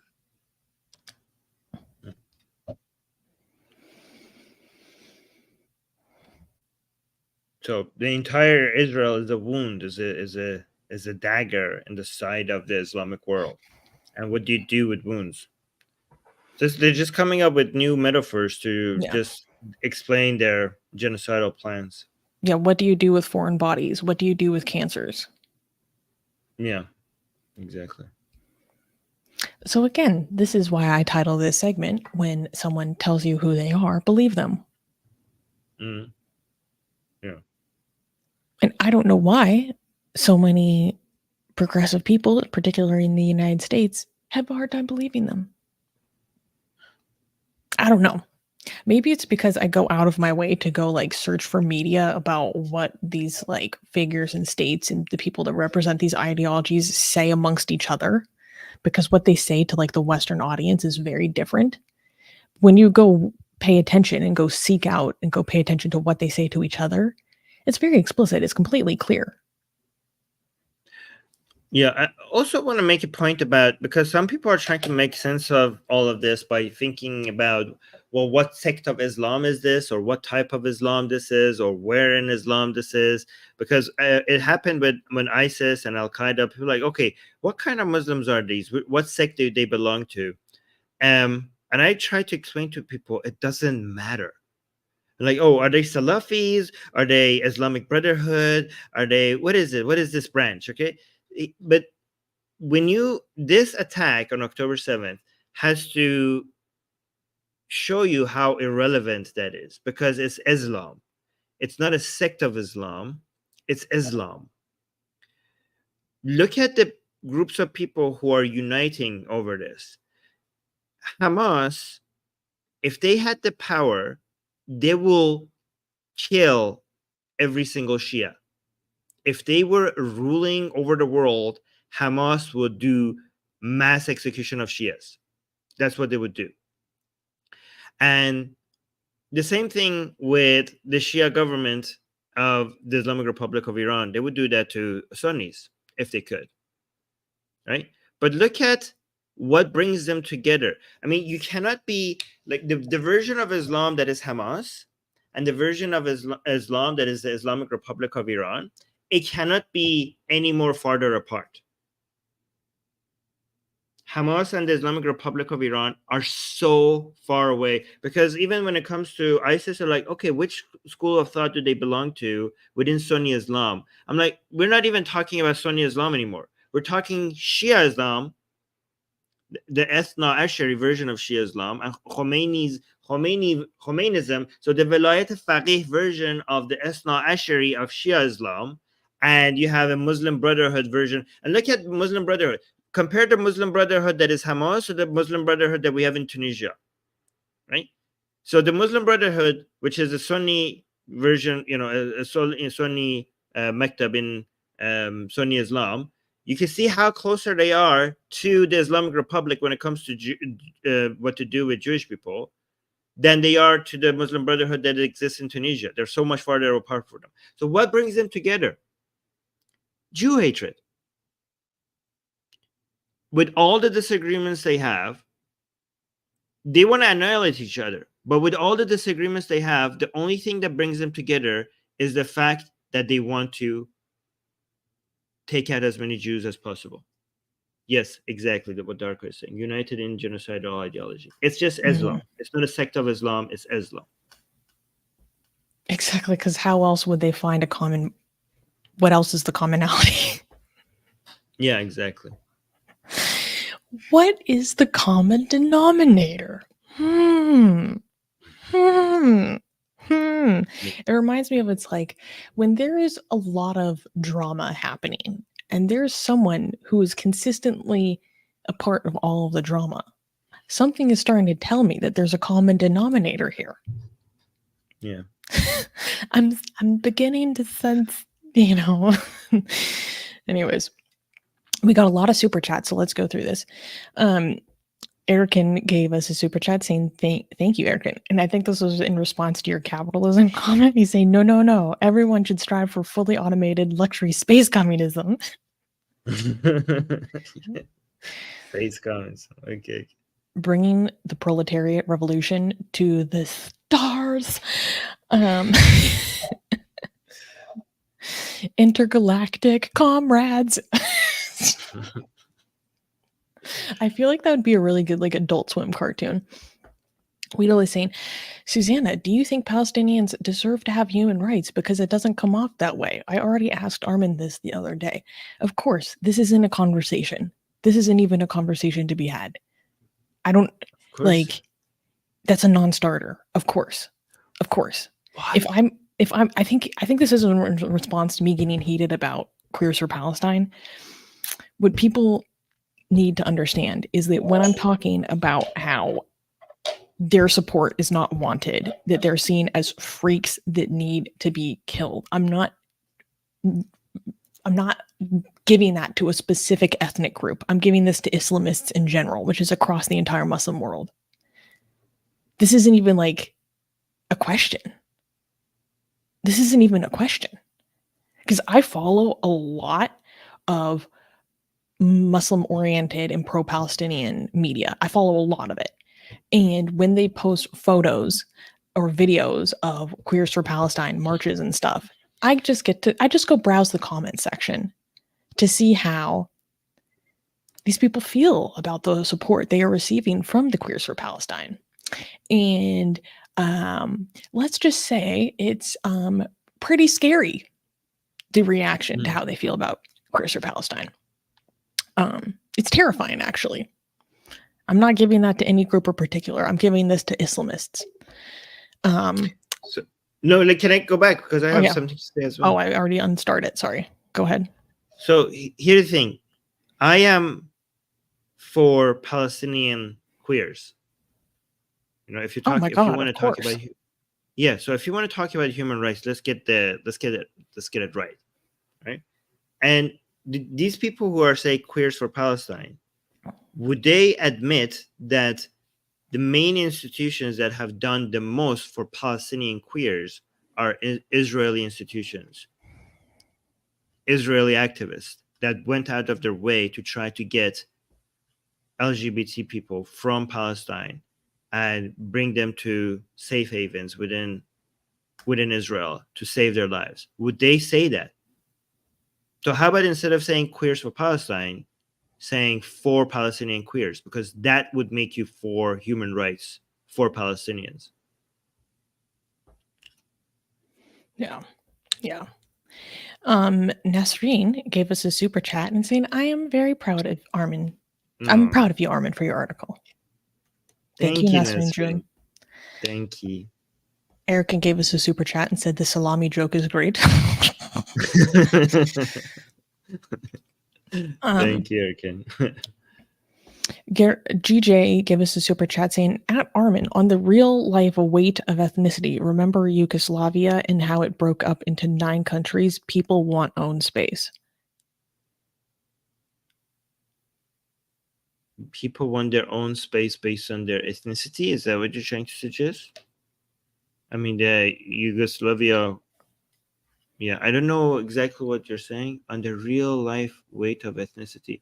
Okay, so I don't know what exactly you're trying to say here, but what people want and what is best for people are not necessarily the same thing, right? So, for example, there are some Kurdish people who want a Kurdistan right now as a country right now. That is the worst thing. Again, not all Kurds. Most Iranian Kurds don't want that, but many Kurds do want that. And the main people that would be hurt by that is Kurdish people. It makes no sense to do that right now. So, yeah. So what they want, you shouldn't just pay attention to what people are asking for. You should also look into empirical evidence and what leads to the highest level of well-being for people. What I want is a country for Palestine, right? Again, when it comes to caring about human rights for Palestinians, the way you get that is, this is why we condemn the settlements in the West Bank by Israel. We call that, we condemn that. We have done that all the time because we want a country for Palestinians. But the thing is that the reason why it's easy to defend that is because giving a state to the Palestinians, a nation states for Palestinians, it doesn't require cutting out of any piece of any other country, because there is no country right there now. There should be a country there. We should make that part Palestine, right? But for example, making Kurdistan a state requires you to cut out from other countries. So it's so easy to defend, for me at least, it's so easy to defend fighting for a Palestinian state, but not for Kurdistan, even if they want it.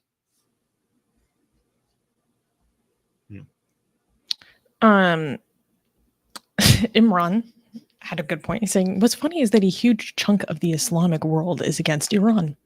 Facts. Yes. That's why the Islamic Republic tries to support Hamas and Hezbollah, because it tries to get the support of the Islamic world by showing that it's the only state that supports the fight against Israel. Yeah. Why do you think they destabilize the entire region?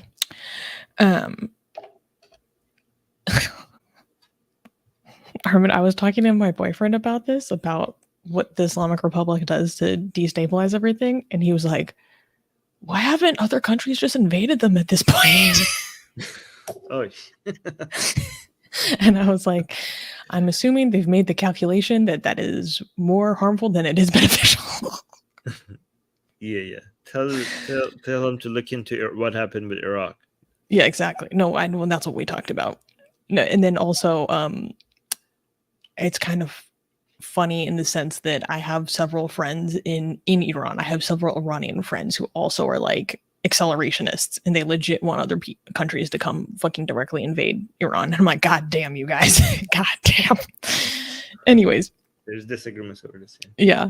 Oh, duh. Shika gave us a super chat saying thank you. Why is it that most of the time when I see these Islamic scholars and Dawa clowns preaching Islam, all they do is hate other religions and people? Because it's in their book, because it's in the core. I mean, I know a lot of people think that it's more complicated than this, but it's genuinely not. It's like it's pretty straightforward. A lot of leftist academics try to make it seem like this is like, oh, it's more nuanced than this, but it's literally because it's in their books, it's in their scripture. Yeah. Your boyfriend is pure American, except he's literally not. Hilarious. Shuvo is saying, why is the left so vocal about Palestine and yet barely anyone spoke about Masa Amini? What a shame. The hypocrisy is outrageous. Exactly. Because they're not liberals. They're actually illiberal. Yes. And they will consistently and constantly betray the people within these countries, communities, and cultures who are trying to do the extremely difficult and dangerous work of dissenting against conservative traditional norms for the sake of trying to enlighten, reform, and modernize their own countries, cultures, and societies. They are betraying their best allies every single day, stabbed in the back. Right. Yeah. To be fair, some leftists did talk about it. Like, it's not all of them. Yeah. A very noticeable lack. GJ is saying, why hasn't Bill Warner debunked the notion of the evil aggression of the Christian Crusades, all based on the Islamic sources shown that Islam equals the aggressor? I don't know who Bill Warner is, so I can't speak to I read some of his books. Bill Warner is somebody who writes against Islam. Islam being an aggressive religion doesn't mean Christianity is not. Yeah. So I don't know. Islam and Christianity, we have many examples throughout history where Christianity, Christians were the aggressors using Christian beliefs. So we have a ton of examples for that. I mean, I don't think Bill Warner is a very reliable source. His analysis is very biased. I read some of his books, and the way he uses numbers. Anyways, I don't think he's a very reliable source. But yeah, Christianity is a very aggressive religion, and it has done a lot of crimes. And Islam is too. I don't think you need to just you say one is and that. It's not binary. They're both horrible. Yeah.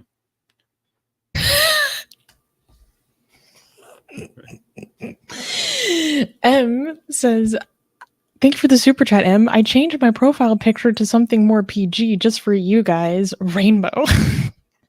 Do you think Iran or even China has a role in the social media discourse on the far left? Yes. I know for a fact that Iran certainly does. 100%. They're open about it. Yeah, I mean they brag about it. Yeah.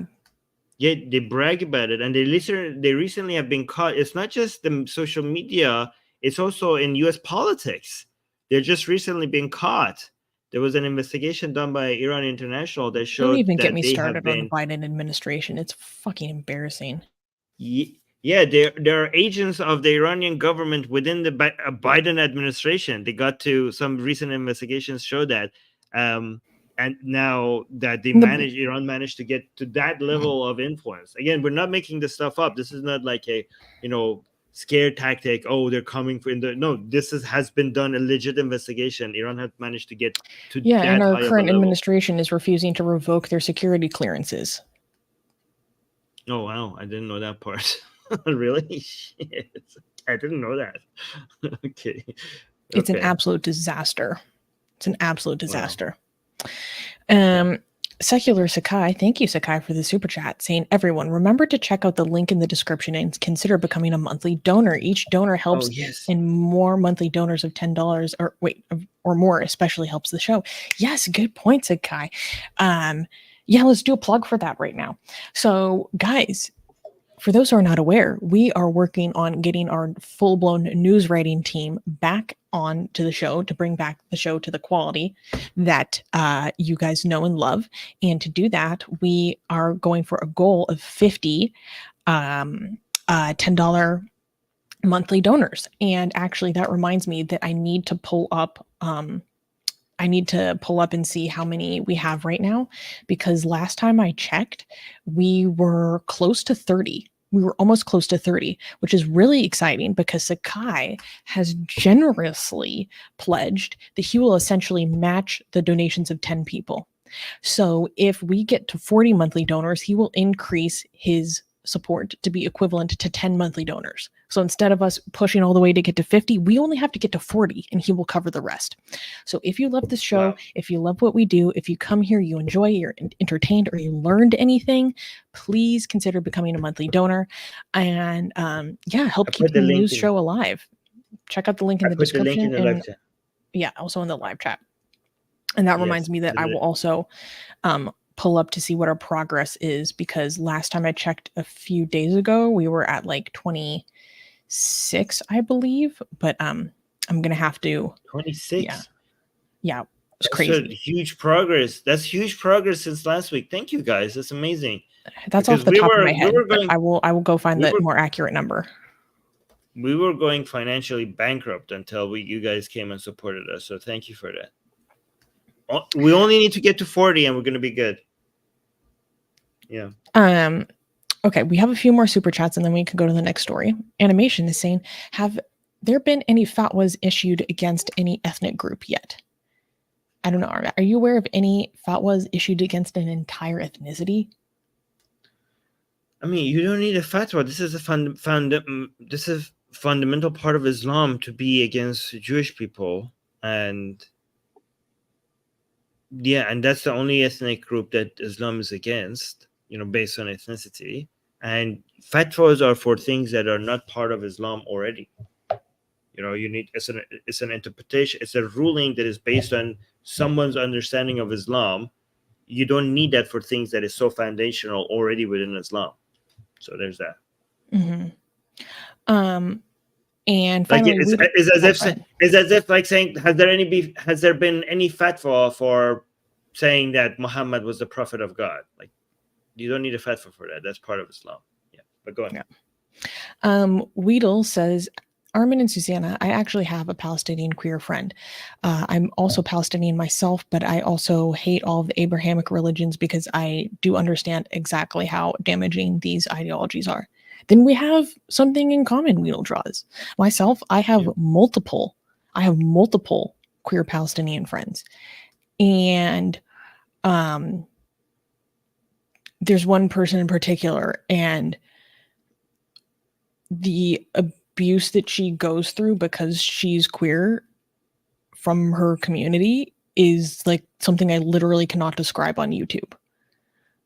It's one of the most disturbing things I have ever heard in my life, to know someone personally that's actively going through that to this day. Yeah.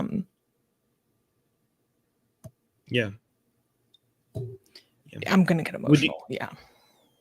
If you could also let us know, wouldn't you agree that Palestine is not a good place to be queer? Like, would you be able to admit that? And here's the thing. Go ahead, Armin, finish your thought. No, I just want to mention that part of the reason why we criticize a lot of leftists who say queer for Palestine, because they don't know what they're supporting. Because when you say that we genuinely care for queers in Palestine, and that I just want a lot of leftists who are supposed to be LGBT activists, they completely ignore all the horrible conditions that LGBT people face in Palestine, and they would not tolerate a fraction of that if it was happening in Western countries, but they're willing to completely ignore it if it's happening in Palestine, because they are. And I think they are the ones who don't care about Palestinians. They are the ones who are willing to sacrifice fighting for LGBT rights because of people who are anti-imperialist, anti-West, anti-Israel. So they are sacrificing the cause for Palestinian LGBT because of their anti-imperialist, anti-Western, or anti-Israeli agenda. Yeah. And a lot of people retort and be like, okay, what you guys need to understand is that we know that this is a Muslim country, a Muslim society, and yeah, they have this, it's an Islamic society. We don't expect them to support gay rights, but that doesn't mean that we think that they should be, you know, bombed and experience death from above. Of course. Yeah. Of course. But what these people don't understand is that liberation will never come from Islamists. Liberation will never come from Islamists. So to side with Islamists for the sake of anti-imperialist or anti-colonial goals is to leave that population essentially more miserable than Iran. Yeah. All right, let's move on. Okay. To Noman. Oh, Newman gives us a super chat saying, well, random super chat. Love you people. Thank you, Newman. Noman? Thank you. Oh, fuck. I just realized I keep on pronouncing his name wrong. Noman. Some habits die hard. GJ is saying, is The Reliance of the Traveler not a great book for beginners rather than the Cryptic Quran? I'm not familiar with any of these books. No. I mean, no. If you're looking into hadith, that is for you to see what Islamic beliefs are. I mean, Sahih Bukhari and Sahih Muslim would be a good source, and also for Shias, Sahih the Kafi is a book that is the main, and Nahj al-Balagha would be your major sources of Islamic teaching other than the Quran, for Shia beliefs. Yeah. All right. Okay, so go ahead. The Quranic, the tafsir of the Quran also would be a good source for understanding Islamic teaching. Mhm. Islam, yeah, which is the interpretation of the Quran. All right, so can we clap for the next news? Oh, this is so bad. This is so bad. Oh. I don't want to Okay. clap for this. Well- Well, we can clap because we're going to be exposing some anti-Semites. We could clap for that. Okay, this is very heavy. So YouTube, please understand. Okay, I'm just gonna clap. You give YouTube all the warning because this is like has all the YouTube red flags one after each other. I don't even know how we're gonna survive this. Okay, guys, please like the stream because this is gonna get us nuked probably. I don't know. All right, next news. Next news. American Imam teaches anti-Semitism to children. In a contentious lesson streamed from the Colorado Muslim Community Center, Imam Umar Mitchell delivered a sermon to children laden with heavy critiques of Jewish history and actions, attributing them to a pattern of deceit and betrayal. He charged the Jewish people with breaking covenants with Allah, killing prophets, and attempting to assassinate Jesus, also evoking a Quranic story where Jewish fishermen were turned into monkeys by Allah for violating the Sabbath. Mitchell insisted, quote, it's not hate speech for you to be aware of these things, while asserting the necessity of recognizing the quote unquote characteristics of Jews to avoid being deceived, especially in the context of the Israeli-Palestinian conflict. His direct address to the children is, quote, if this is the group of the people who broke their rules with Allah, should you trust these people today? Resonating with the underlying theme of his sermon, focusing on historical grievances and promoting wariness of Jewish people, albeit acknowledging that a couple of them might not conform to this portrayal. So Tokens. this is one of those situations where I was like, okay, this is really bad. This sounds really, really bad. Let's watch it and get more context and see if it's as bad as it sounds. And in fact, it's actually worse. So, Oh my God. luckily, one, right? this is pretty much all in English. He uses some like Arabic terminology for some Islamic things, but I don't think we need to pause this constantly because it should be pretty obvious what he means.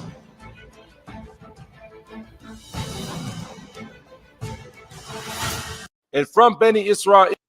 Oh, so we don't need to pause because he's speaking English, right? Yeah, I mean, if there's some And terminology from that you Beni might want to Israel is explain, what group but- that we know today.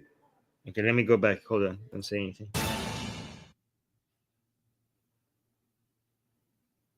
And from Beni Israel is what group that we know today. So Bani Israel means the children of Israel, which means Jews. Israel. Who do you call today? The Yehud. Yehud means Jews. Who are the Yehud in English terms? Oh, Jews. They were given covenants and promises and agreements that they're supposed to what? Follow. And what do they do every single time? They don't obey. They break their covenant. They lie and they break their contract. So I'm going to ask you, if this is the group of people who broke their rules with Allah, should you trust these people today? Beni Israel was sent many, many messengers and prophets. They killed some of them. They even tried to kill Isa alayhi salam.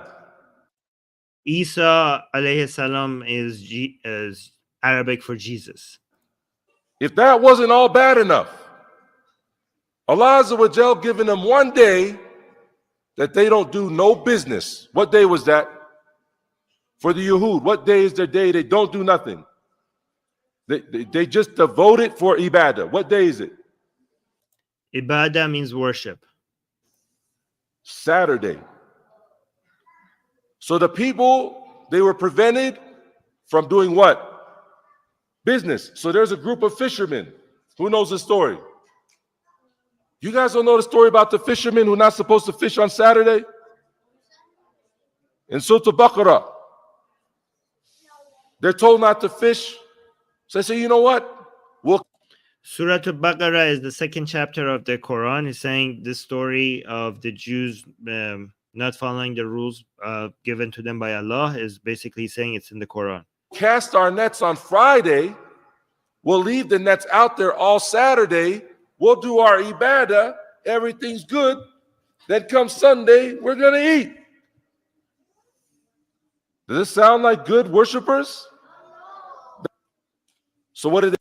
So you're saying, like, as a way for the Jew, Allah, God told the Jews to not work on Saturday, and but so these Jews, they try to find the loophole. They basically they were fishermen.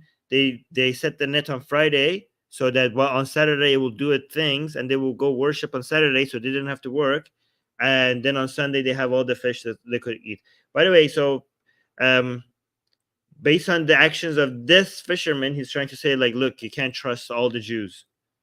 I mean, even if any of this made sense, these are just like a couple of fishermen. I don't know why you're just like generalizing all Jews as not trustworthy because of the actions of these. What did they do? They went fishing. They cast their nets and they said, we're not fishing. Our nets are fishing, but we're not fishing. I mean, technically that's true. They're not fishing. The nets are fishing. Like, they're not doing any work. They just left. What did Allah Azza wa Jal do to them as a punishment? Yes. Yes. He made them into monkeys. Literal, physical monkeys. Monkeys. I mean, that's so. I mean, they were right. I mean, Allah is like, don't work on Saturday. They weren't working on Saturday. They said they just left the nets there. They weren't working. By the way, this is so anti-Semitic to talking about turning Jewish people into animals. This is very, very anti-Semitic. Does this sound like a people who you want to do business Once with? again, What? YouTube, we are discussing this for the purposes of educating people about beliefs that exist like this and to unequivocally condemn it and reject it. This is for educational purposes only. Okay, continue. Yes. Monkeys. Like how the kids are, you know, If you tell people, this is so good for brainwashing children, because talking about people turning into monkeys is going to, for kids, this is going to be appealing. It's kind of funny. Like when he says monkeys, the kids are laughing. Two monkeys. Literal, physical monkeys. Monkeys. Does this sound like a people who you want to do business with? I mean, yeah, actually. Yeah, I mean, that's pretty smart. That's pretty smart. Like, look how business oriented. Look how business oriented they are. Like, you cannot work on Saturday. Like, okay, how can I still make money without working on Saturday? Right? That sounds pretty, entrepreneurial. I don't know, business savvy. Okay. You're like, actually, yeah. Yeah, that's pretty. Yeah. I mean, it seems like it's based on this story. It seems like the one you can't trust is Allah, because technically they were abiding by the rules. They're like, you cannot work on Saturday, and they were like, okay, how could I follow this rule while I still catch fish? And the person who didn't abide by the rules was Allah, because technically by the book they were following it. What is one of the most major reasons why we keep losing in Philistine? And why? Philistine means Palestine. Does this sound like a people who you want to do business with? What is one of the most major reasons why we keep losing in Philistine? And why do they keep destroying them? No, because they keep tricking us to trust them. Allah Azza wa Jal, He reminds you about nations that came before, and He reminds you about some nations that still are. And He tells you about their characteristics for two things. One, so that you don't be like them, and for two, that you be aware of them. And it's important for you guys to know this. Look at this kid. He's like right at the very front, like on the table. He's like very eager. Look at this one. This kid, like in the very, very front. He's like, like on the table. Look at It's this. just little Don't boys. be like them. Look And at for this. two, that you be aware of them. And it's important for you guys to know this. Who's been watching the news? Me. Who's been watching what Israelis are saying about you? Where they're calling anybody who disagrees with Israel as a what? A terrorist. Where they're calling what's happened to them the Holocaust. They're comparing our brothers and sisters being murdered to Nazis, to Adolf Hitler. We have to know, we have to understand who are these people so that we stop falling victim to them time and time again. I mean, not all Palestinians and not all Arabs and not all Muslims are like Hitler. Of course not. But you are. I mean, that would that would be a fair description of you, right? Like, yeah, it's not a fair description of all Arabs and all Muslims and all Palestinians, but wouldn't that be a fair description of this guy? To Adolf Hitler. Yeah, I mean, you're literally saying things that makes you comparable to him. We have to know, we have to understand who are these people so that we stop falling victim to them time and time again. This is exactly the speeches that Adolf was having, in the bars when he was becoming more and more popular. Exactly, like, we cannot trust these people. We cannot. These people destroyed Germany. Everything that is happening bad with Germany is because we trust these people. Like, this is a disease. That's exactly. You sound exactly like him. These are exactly the speeches that he was giving that made him popular. Yeah, It's not interesting hate how speech for Hitler you. also referred to the Jews basically as infiltrators and colonizers. To be aware of these things. Allah says, "Illa qalilan minhum." Are we saying every single one of them is like this? No. Illa. This is the house N-word kind of mentality that people have, the token ones that they keep close. You know, the Nazis were doing this as well. Like they selected among the Jews certain ones that were different. You know, they were like, okay, some of them are really good musicians or scientists or whatever. They were like, we will keep these ones as token. You're different from the other ones. Allah says, "Illa qalilan minhum." Are we saying every single one of them is like this? Oh, see, Allah, look at this. Allah, he says, Allah says, Allah. It's not hate speech for you to be aware of these things. Allah says, "Illa," except from a small group among them. So he's saying most Jews are basically bad, but there's a few of them, according to Allah, just a few of them who are not like that. qalilan minhum. Are we saying every single one of them is like this? No. Illa, except for qalilan, a little bit, minhum, from them, except a couple of them. Wow. Unbelievable. Yeah. Zaid is saying this brings back flashbacks from my childhood and makes me so uncomfortable and furious. There was a time when I was in these children's place. I'm sure a lot of people in our audience can relate to that. And I can relate to that. It's cool. Exactly. Diana is saying this is disgusting. I can't believe this is happening in the US and in the West at large right now. Yet this is happening in the middle of Colorado. And that was the main reason why I wanted to show this, because I want people to be aware that this isn't as far away as many people want to believe.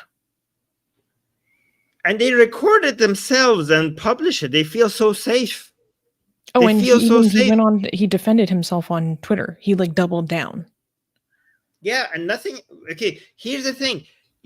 Right now, it's very scary not just to be a Jew in the United States, okay, or Europe, but even if you're not a Jew, just holding an Israeli flag right now is, people don't feel safe going out and say, I stand with, you know how many people are out there now saying, I stand with Palestine?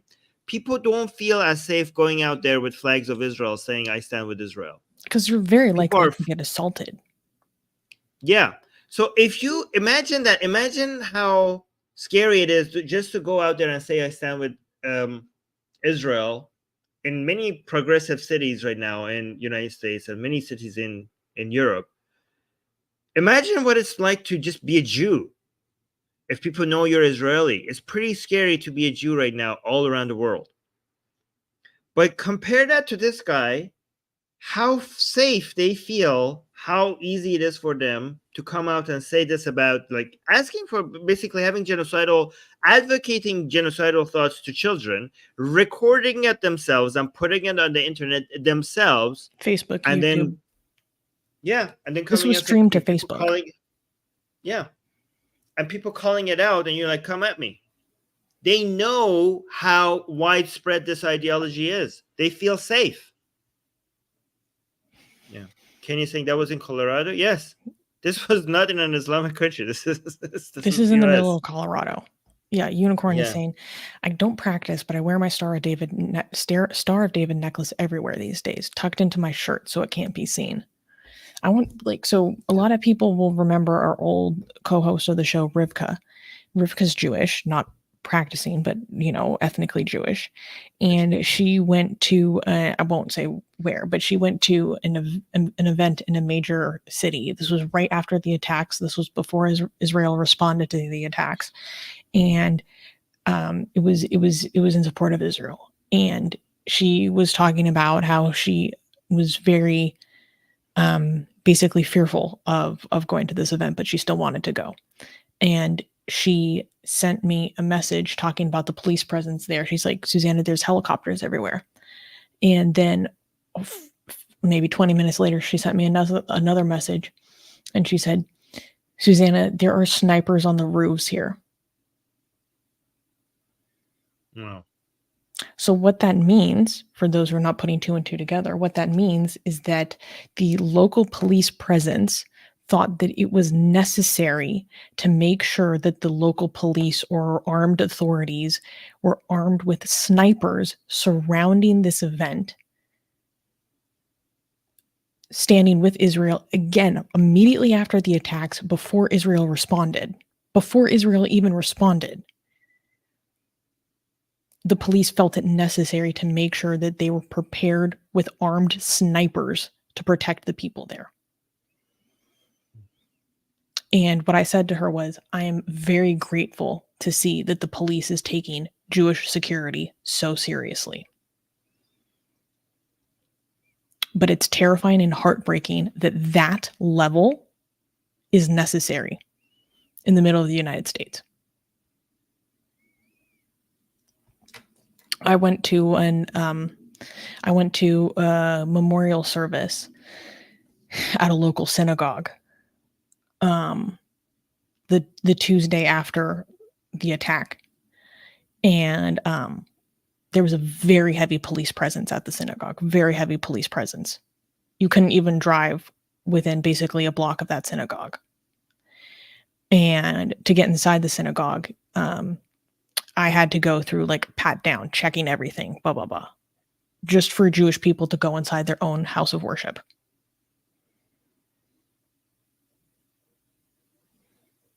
Yeah. And it was, I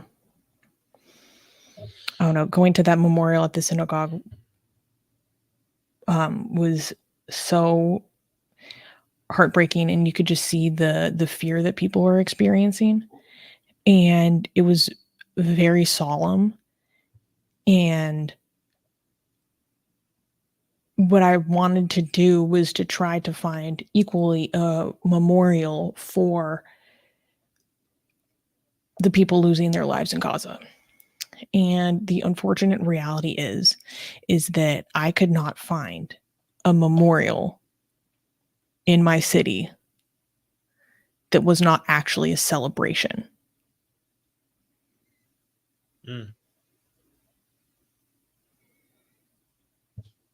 Celebration of the largest attack on Jews since the Holocaust. Unbelievable. Because that was not the spirit. That was not the spirit of the memorial I went to at that synagogue.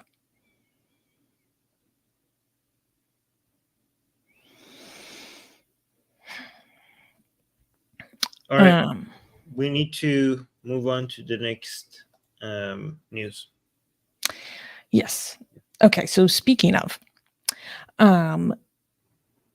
we were talking about this earlier, and we're talking about rates of hate crimes against various religious groups.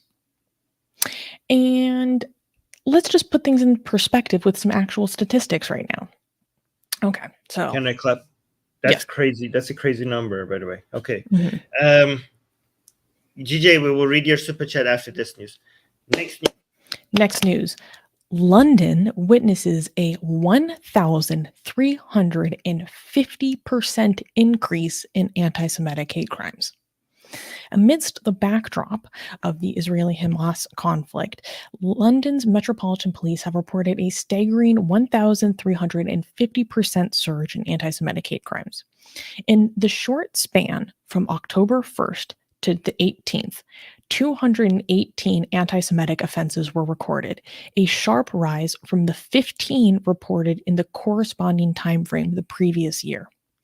Concurrently, quote-unquote Islamophobic anti-Muslim attacks or offenses has also spiked by 140%. The police have made a limited number of arrests with ongoing investigations into rampant hate crimes. The increase has impacted both Jewish and Muslim communities, with both expressing concerns over the safety and seeming inadequacy of protection against such crimes. Dave Rich of the Community Security Trust lamented the pattern, saying, "This huge spike in anti-Jewish hate crime offenses happens every time Israel is at war. It is shameful and appalling that it still occurs in modern Britain, but yet it happens time after time."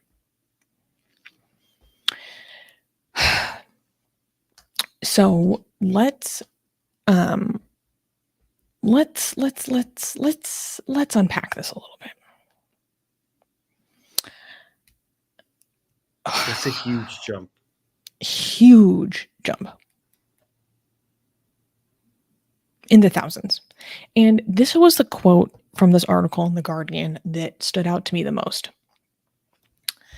So Dave Rich, this policy director, who's quoted saying, this really stood out to me. Quote, "This huge spike in anti-Jewish hate crimes happens every time Israel is at war. Yet other foreign conflicts, such as the war in Ukraine, do not trigger similar outbursts of hate crimes here in the United Kingdom. It is shameful and appalling that this still occurs in modern Britain. Yet this happens time after time." Again, other foreign conflicts don't trigger things like this. With this much of a spike. I wonder what factor could be at play to make us see such a severe spike here.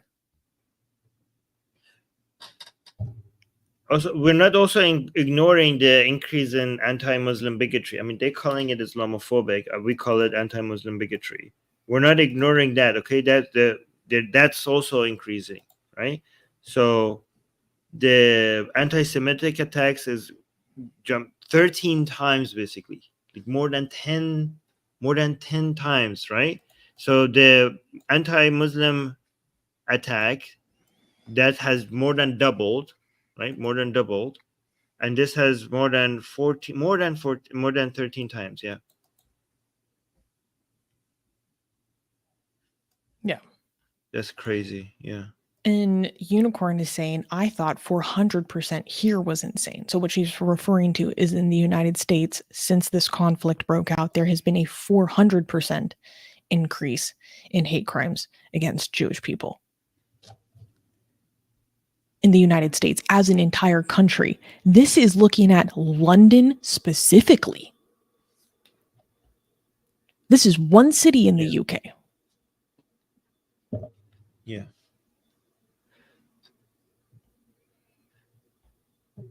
So I think it's important to remind people that there is no other religious group that faces hate crimes at the same rate as Jews. Right. I want to be careful with how we say. This is. I also want to say this isn't a new thing. This is year over year. This has been a trend in the United States year over year. No other group faces hate crimes at the same rate as Jews. And that always pissed me off, especially as a left-leaning person, that very conveniently in America, when we say that we care so much about hate crimes so much, that what is always conveniently forgotten that the number one group in America ethnically and religiously that faces hate crimes is Jewish people.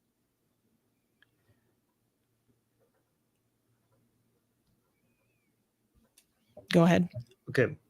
I want to make it clear that what me and Susanna are not saying, and I don't want anybody to use this as an excuse to ignore anti-Arab or anti-Muslim bigotry. Okay? Just because you're not number one doesn't mean that you should be ignored. Okay? So just because this is so much higher, I mean, double is also very high. The fact that we have now anti-Muslim bigotry doubled, that is huge. It's only going to look small compared to this, 1,1350% jump. It looks small compared to that. But if you didn't see this, if you just focused on this is huge. Doubling anti-Muslim bigotry is also very huge. So please just note that we're not saying that, because Jews are getting the most amount of hate, for you to ignore this other one. Okay? This deserves its own attention as well. They both deserve attention. Does that make sense what I'm saying? Yes. But why do we have to keep on making these asterisks? Yeah. When the rate of hatred against Jewish people is exponentially and empirically proven to be so much worse. Because I want to show you something as an example. Let's just take this as an example. Let's just take this as an example. Okay. Wait, oh shoot, I should zoom in. Okay. Here's just an example. Okay. So there's a tweet from the New York Post saying Jordanian national arrested in Houston allegedly planned attack on Jews. And then my friend Siraj Hashmi, who himself is a Muslim, Siraj is a Muslim, a practicing Muslim, and he's saying he himself is making fun of this meme, saying, think of all the Islamophobia this will cause. Because this is the attitude of people. Oh yeah, you're right. We're trying to highlight the fact that there is someone who is actively planning attacks on Jews. People go, think of all the Islamophobia that this will cause. It's important to point it out, but should that really be the focus? Even Muslims can see and point out that it's insane. It's insane. It's apocryphal. Like it's so hypocritical.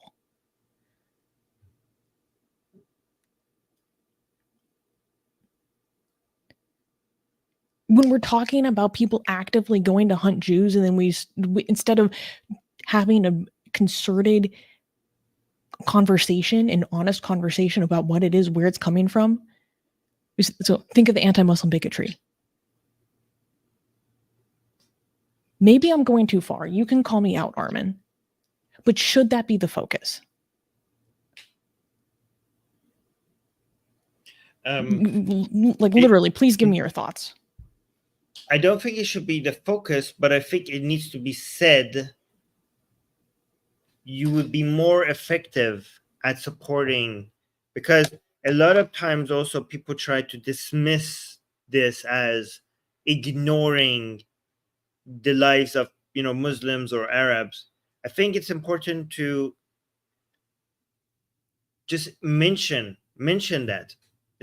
Even if it's less, it's important because it's people's lives. It might be less number of people's lives, but it's still people's lives. So I think it's important to mention it, just because people are hurting. Less people hurting is still people hurting. Mm-hmm. No, I agree. But we talk about that on this channel. Yeah, I'm saying we should. I'm saying maybe it shouldn't be the focus. The focus should be the most pain, but it needs to be said, even if it's not the focus.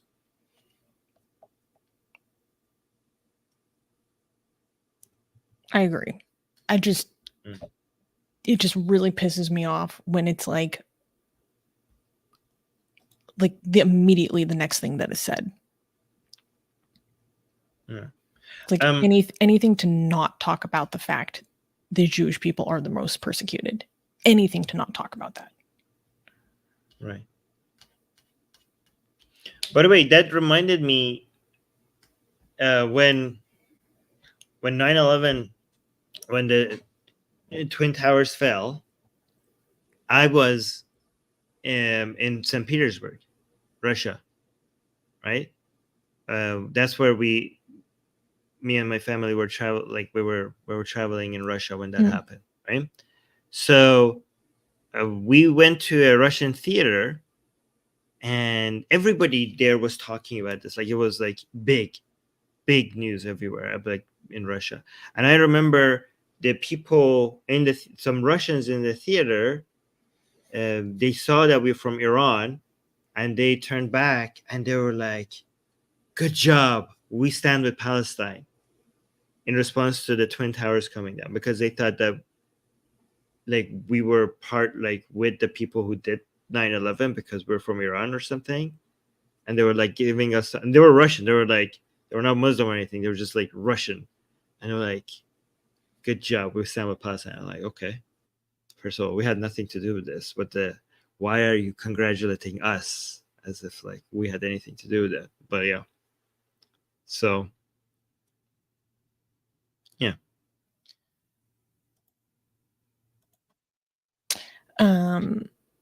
We have a few super chats. GJ, thank you for the super chat, saying about American PhD Bill Werner, instead of reading his work, please take a quick look at his Islamic sources based Holy Wars historic map.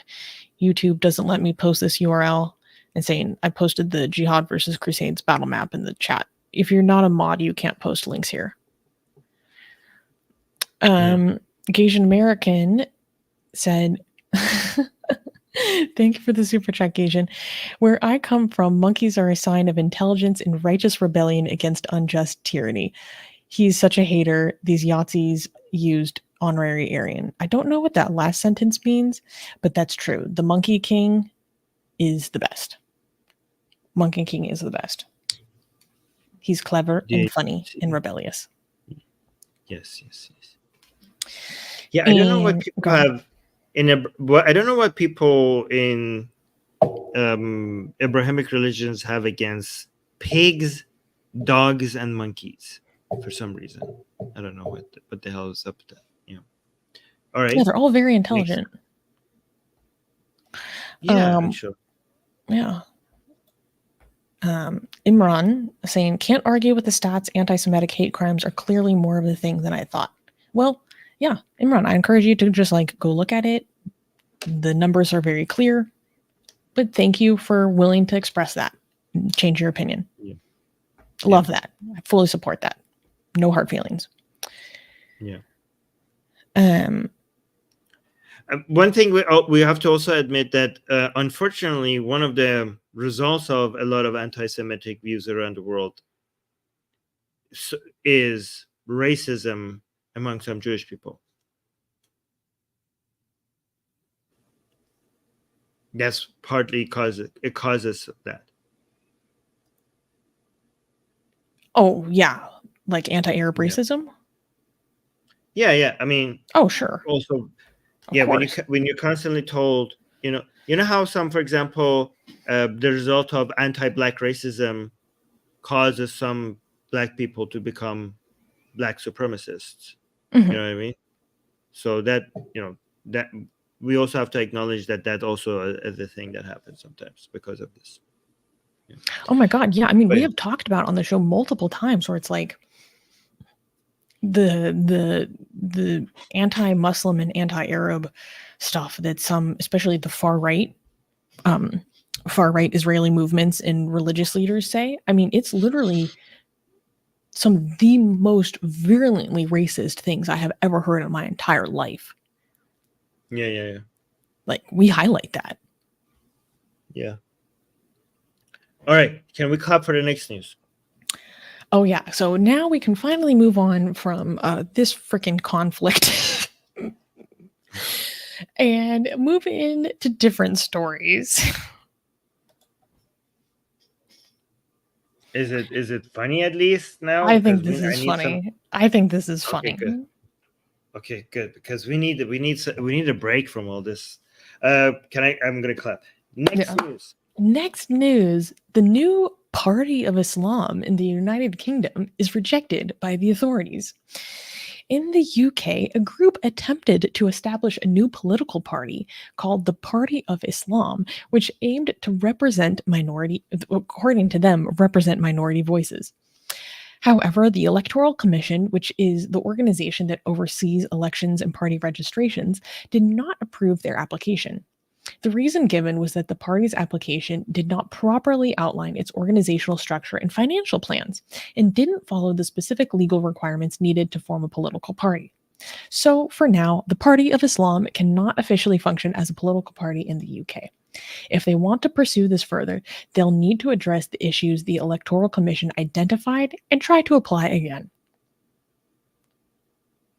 Wait, so technically, why is this funny? This is not funny. I'm scared.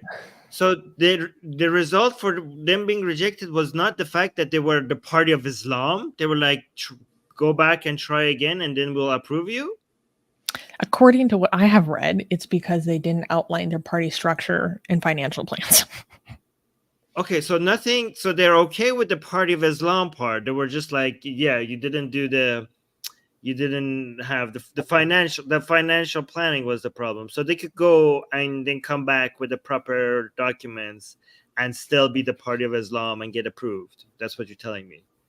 Theoretically. Who knows? Maybe they'd get rejected for a different reason. But at this time, this is why they got rejected. Okay. Why exactly, Imran? Why is this legal? How is this even allowed? Holy crap. Well, wait, scroll down and you can see what their logo looks like. This is exactly like, look, RX is asking exactly what I'm trying to ask. Like, holy shit, they didn't outlaw the party because of Sharia, or like, no. So this is okay. Where do you want me to go down to? Oh shoot. You removed it. Damn, wait, the image should be right there. There should be a little image showing the logo and part of the application. Well, let me see if it shows up for me. 1 second. Okay. Wait, I'll This pull it is up. scary. You promised me funny news. I'm scared. Like, I used to make fun of people who were like doing creeping Sharia. They're gonna come into the government. Now I'm seeing this news. I was like, these people are fear mongering. I'm being proven wrong. I'm willing to admit that this is proving me wrong. Wait, let me share my screen and then show this. Okay. Let me see. Can you see this? Yes. Sharia. Bureaucracy against Sharia. Exactly. Exactly. Yeah. Here is part of, so when they make these applications, the applications go online and are publicly available, and then they're removed once they're rejected, so you can't see this online anymore. It says Party of Islam, part of the UK that this application applies to. England, proposed name, Party of Islam, proposed descriptions. We are a party that has been created to help all of the minority in the land of Great Britain have a voice. We will make sure that all problems which linger, misspelled, in the great country of Great Britain is defeated. They could have used a grammar check. And let's look at Okay. let's look at their logo. Is this easy to start a party? Party of Islam, freedom is a must. Okay. And the problem with all of this was just that they didn't have a good financial planning. I mean, now I'm wondering why this hasn't happened earlier, given that it's this easy. I mean, there must be a lot of Islamic organizations in the UK who would be more than happy to fund you enough to get a proper accountant to come check what the applications. I mean, okay, this is where we're heading. Yeah, okay. That sucks. This is why we are against Christian. This is why it's very important to be against all religions in government, because technically, how could you stop this? We have Christian parties, and we have if Christian parties are allowed to do this, then why not Islamic ones? Mm-hmm. This is why you need to get rid of all religion in government. Space Elliot is saying they didn't use Grammarly. That was their downfall.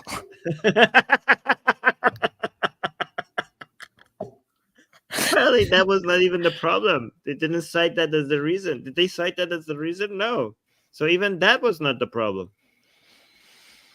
Yeah. To be fair, though, I don't know enough about the like system within England to say, like, for example, say they did provide the amount of financial and structural information that they were supposed to provide, and it did go forward. Perhaps there's other things in the UK system that would have disqualified them later on in the process. Do you know what I mean? I simply don't know. Well, I hope so. But here's the thing. The demographics of the UK are going to change year by year. At some point, they're going to have major representatives within the government. Imagine right now we see mass protests for Palestine. I mean, for Palestine right now means for Hamas, unfortunately, in the streets of, UK and many other European countries. But the government of these countries don't reflect that at all, right? They don't represent those views. And, imagine when they do. Imagine at some point it's going to happen. I mean, right now in the US, you could see a major shift in attitude among the Generation Z. There's a lot of people who are Islamic apologists and younger people in the United States. So we're going to see a major shift among many leftists and also more Muslims based on immigration in Europe. And we're going to see that in Canada and United States. So these are world powers. So we have the world's strongest militaries are democratic countries. And if the demographics of these democratic countries keeps changing, at some point, the most powerful militaries in the world are going to reflect views that are not liberal, and that is very dangerous. That is very dangerous. The world's most powerful armies representing views that are not liberal is it's a very scary thing for our future, for the future of this planet. So yeah, thank you. This was your funny news, huh? Okay. So what are you doing? Do you want to read the super chats? Yeah. Your audio is cut. You're speaking. I think you selected the wrong microphone. Yeah, Kenny's saying, "Okay, I'm scared now." Nope, your microphone is disconnected. Drusilla is saying this starts to sound a bit sus. Yeah, exactly. Yeah. Sorry. You're back. What I was saying is that this is why constitutionalism is so important. Oh, yeah. Nice. That's pretty good. So, that's a pretty good point. Yeah. Oh, I have some good points every now and then. I might be an absolute dumbass most of the time. Actually, I had a different thought, but I'll keep that to myself. GJ is saying, whatever you think of Bill Warner, he's worth noting. Okay, worth. Yeah, I read his books. I read his books. GJ also said, and back to the reliance of the traveler, it was debated by the four big schools of fiqh for some 3 centuries to give Muslims a far more practical Sharia guidelines and understanding than Quran and Hadiths. I mean, it's literally a compilation of hadiths, right? But every time you mention the hadith, what it comes down to is whether or not it's sahih or not. So why not go right directly to the source? But yeah, I mean, you could use that as well as a very good summary of what the main views are. But if you want to get a more accurate picture, I choose to go to the source. But yeah. Animation. Speaking of the party of Islam, for the minority of Great Britain, Animation is saying LGBTQ is a minority they can start supporting. No. Good point. Yeah. Ex-Muslims are also a minority they can start supporting. Yeah. If they support these minorities, and maybe freedom for maybe their freedom is not so bad.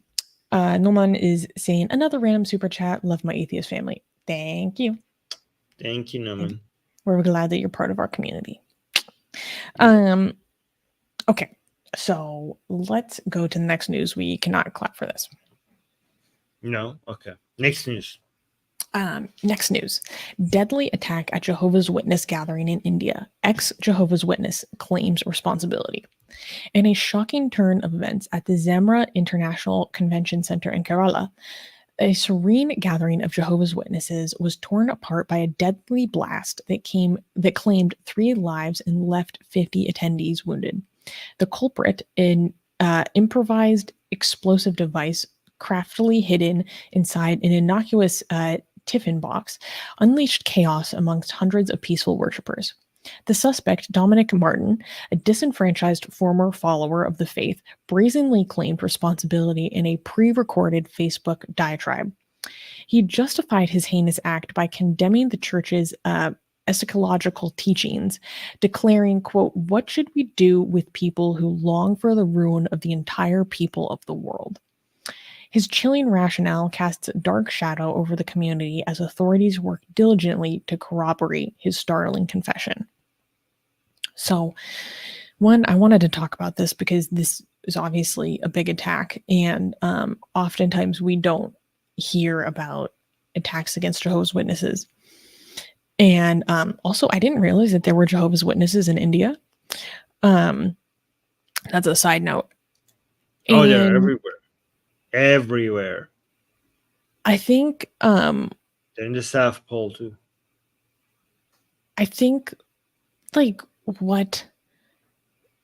it's important to talk about this because so far, I mean, there was a person that claimed responsibility, and he's the number 1 suspect. And the thing is that I think this is important to talk about as a community because, we are communities that is mostly people that are ex-members of a faith, right? There's some people that are part of our community that were raised in a non-religious family, but people that are actively involved in an atheist community tend to be people that left religion, right? And here's the thing. I do wholeheartedly believe that the Jehovah's Witnesses are a destructive cult. They're a destructive group. They do have an extremely harmful belief. They do have an extremely harmful ideology. And it is a high control group that has a destructive influence on its members. However, this ex-JW thinks that because of what he was taught about how they do long for the ruin of the entire people of the world, that is a very core part of the JW belief, that there's only going to be a select few that survive, and they are the select few that will survive Armageddon. And so apparently what you're supposed to do with people who have that belief is to do this? No, of course not.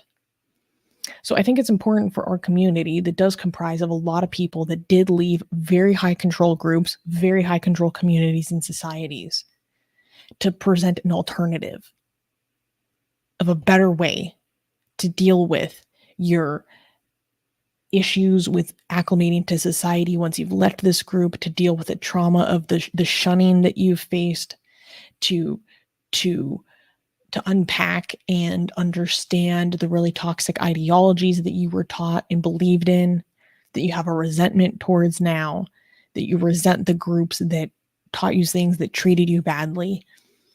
It's important for groups like ours to present strong alternatives to people who have left very toxic groups and ideologies. So that's part of why I wanted to cover this. Yeah, I think that's very well said. I don't have anything else to add to that. Yeah. This is completely unjustifiable. It doesn't matter. The Watchtower organization, which is another name for the JW group, has been involved in some extremely serious crimes and abuses, especially against children.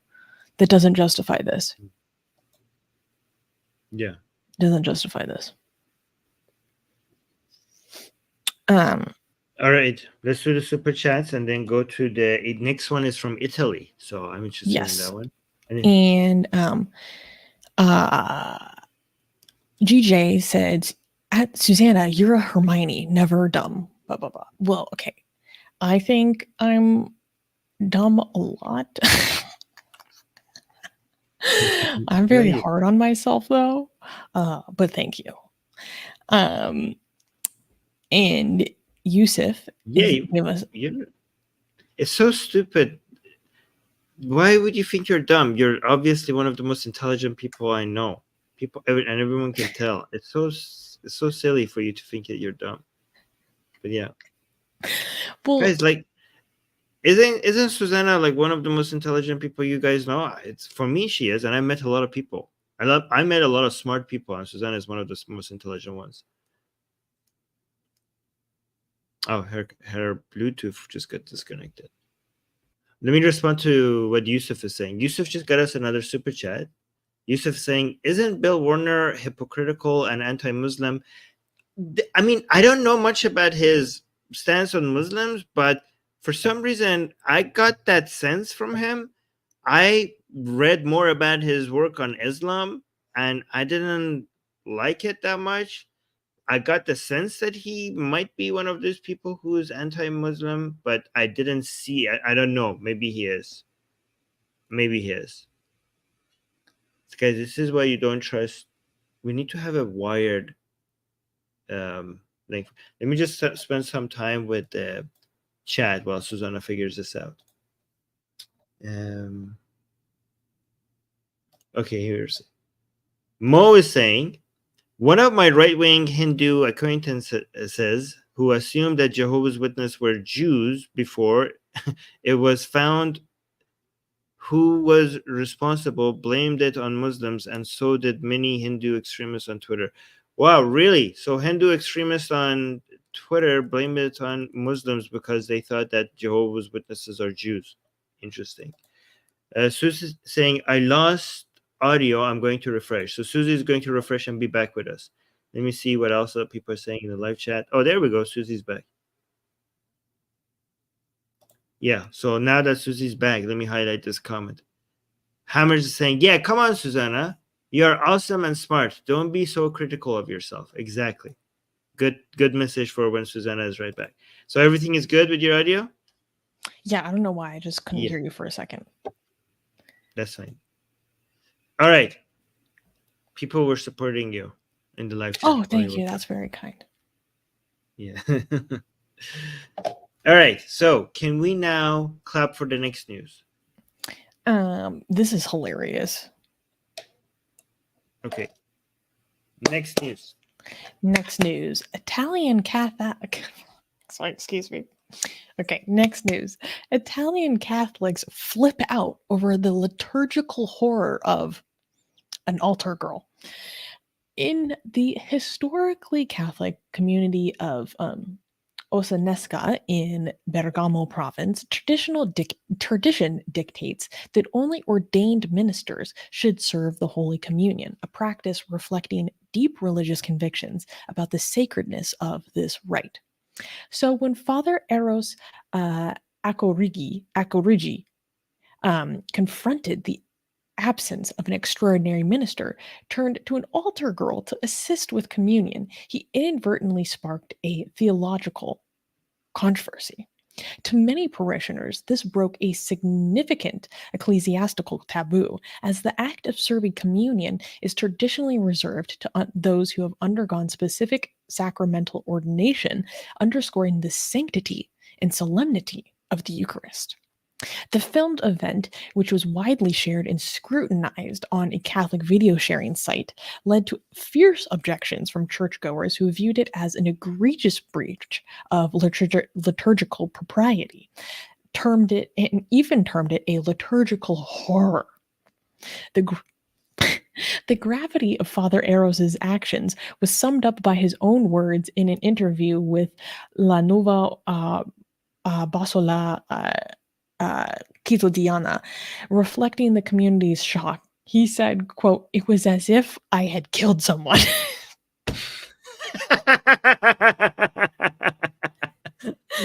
This incident not only highlights the clash between church law and pastoral challenges, but also brings to the fore the ongoing debate within the church about the evolving roles of lay people in liturgical functions. Darko is saying, not the women. So, okay. I will give some background for people that don't know or don't understand what is happening, Catholically speaking. So, yeah, animation is saying, please explain in simple English. Okay. So, the Eucharist is one of the most important sacraments that a Catholic engages in. And Catholics believe that when there is the blessing of the Eucharist, that it is transubstantiated, meaning that it literally becomes the body and blood of Christ. And so there are only specific... Not a metaphor, like it's not like this symbolizes the body of Jesus or the blood of Jesus. This is actually the very body of Jesus. Like, yeah. No different from the actual body of Jesus. That's what they claim. Yeah. So there are only specific kinds of people that are allowed to take on the extremely reverent, extremely important, extremely solemn act of serving the Eucharist to the congregation. And so usually this is this could be another priest, this could be a bishop, this could be a deacon. And in certain circumstances, if there are not those kinds of ordained ministers available, what you can have is what is called, I can't remember the actual name, but it's basically called like an extraordinary minister of the Eucharist. So there is a very special kind of person that is allowed to do special training, and they're not clergy, and they are allowed to serve the Eucharist to people. And in fact, this isn't necessarily about it being women. I mean, I don't know what things are like in Italy, but growing up, like my mother in the Catholic church that I went to growing up, she was one of these people that took the training to then deliver the Eucharist to people. It's seen as like a very, very serious thing. So I don't know if it's maybe just like the Italian Catholics that are freaking out about it being female, but in my experience, that's not necessarily true for all Catholics. So what they're freaking out is not necessarily, I mean, again, because this is just my experience that it isn't an issue that it's women. I don't know about these Italians. But it's like the fact that this is like a little girl that has not undergone this special training to deliver the Eucharist. And the priest who did this basically said, he was like, I don't have anyone to help me do this right now. Like, I have anyone to fill this role. So he basically thought that the altar girls that already serve in the Mass, that already help assist in the Mass and doing the rites and doing the sacraments, would be appropriate because they have, they're already involved in the various sacramental rites of the church. And also basically he was saying, like, out of everyone in our congregation, like, these little girls are probably some of the most pure among us. So it's not entirely, wrong for these girls to be serving this function when he has no one else to help him with it. And people flipped out. But why? I hope that explains a little bit more about like the background of what happened. No. I saw the photos of what's happening, and it's like the photos are really cute. They're just like literally little girls, like just holding it and just handing it to people. Show us the horror. I want to see what they're pissed off about. But can you also okay, I can show you. But can you explain like what's up with the purity and the sanctity? Like, what does this got to do with them being girls? Are like girls spiritually impure? No, he said, okay. So he was without an extraordinary minister of the communion during the recent Mass, and so chose an altar girl who he said appeared to have, quote, the purest heart among so many sinners to assist him. So he's like, this girl has the purest heart among all these goddamn sinners. That's not what I'm. No, but my question is like, why the horror? Okay, there's like, the sanctity of, I don't know, the Eucharist and whatever. Okay, why would that be threatened with a girl? Like, why would a girl violate that and a boy wouldn't? I know, but here's the thing. At least among my experience, I do not know. I don't believe in, again, my American Catholic experience, that it being female is necessarily the problem. I think it's more the problem that this isn't an extraordinary minister of the communion. I think there's a possibility there would have been the same outrage even if it was an altar boy, although I probably would have been less.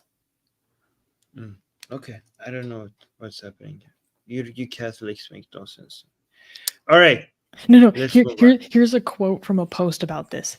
It was not a mere liturgical horror, but an act of unprecedented gravity that reflects a profound and deep-rooted and widespread ignorance about the Eucharist, which has been reduced to a simple food to be sloppily distributed to those present. God.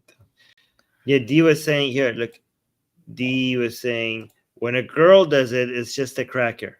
No. Okay, so we have a whole bunch of super chats. Do you want to read those? Yes. So, I think we already addressed this. Yusuf saying, is it? Oh, yeah, we did. Okay, yeah. Yeah. I just... Nasrin sent a super chat. Thank you, Nasrin. Nasrin June saying, Susanna, you're intelligent and kind. I love you. Thank you, Nasrin. GJ also gave a super chat saying, since I can't post the URL nor the title of Bill Warner's Islamic sources based, quote, dynamic historic battle map of Jihad versus Crusade. I tweeted it. Okay, cool. All right. Well, thank you. Yeah, thank you for the super chat. Thank you. Okay, so let's go to the next story. This is also just silly. Okay, next news. Next news. Too holy for school? French secularism bans pupils from saintly musical. And an ironic twist of divine comedy, French secularism has given the thumbs down to the musical Bernadette des Lourdes as part of the educational trip repertoire, asserting that a sing-along with a saint doesn't harmonize with laïcité. This historical musical, which probes the celestial visions of a teenage Bernadette without a single cameo from Virgin Mary, was deemed too heavenly for the staunchly earthbound principles of the French state education. Co-producer Roberto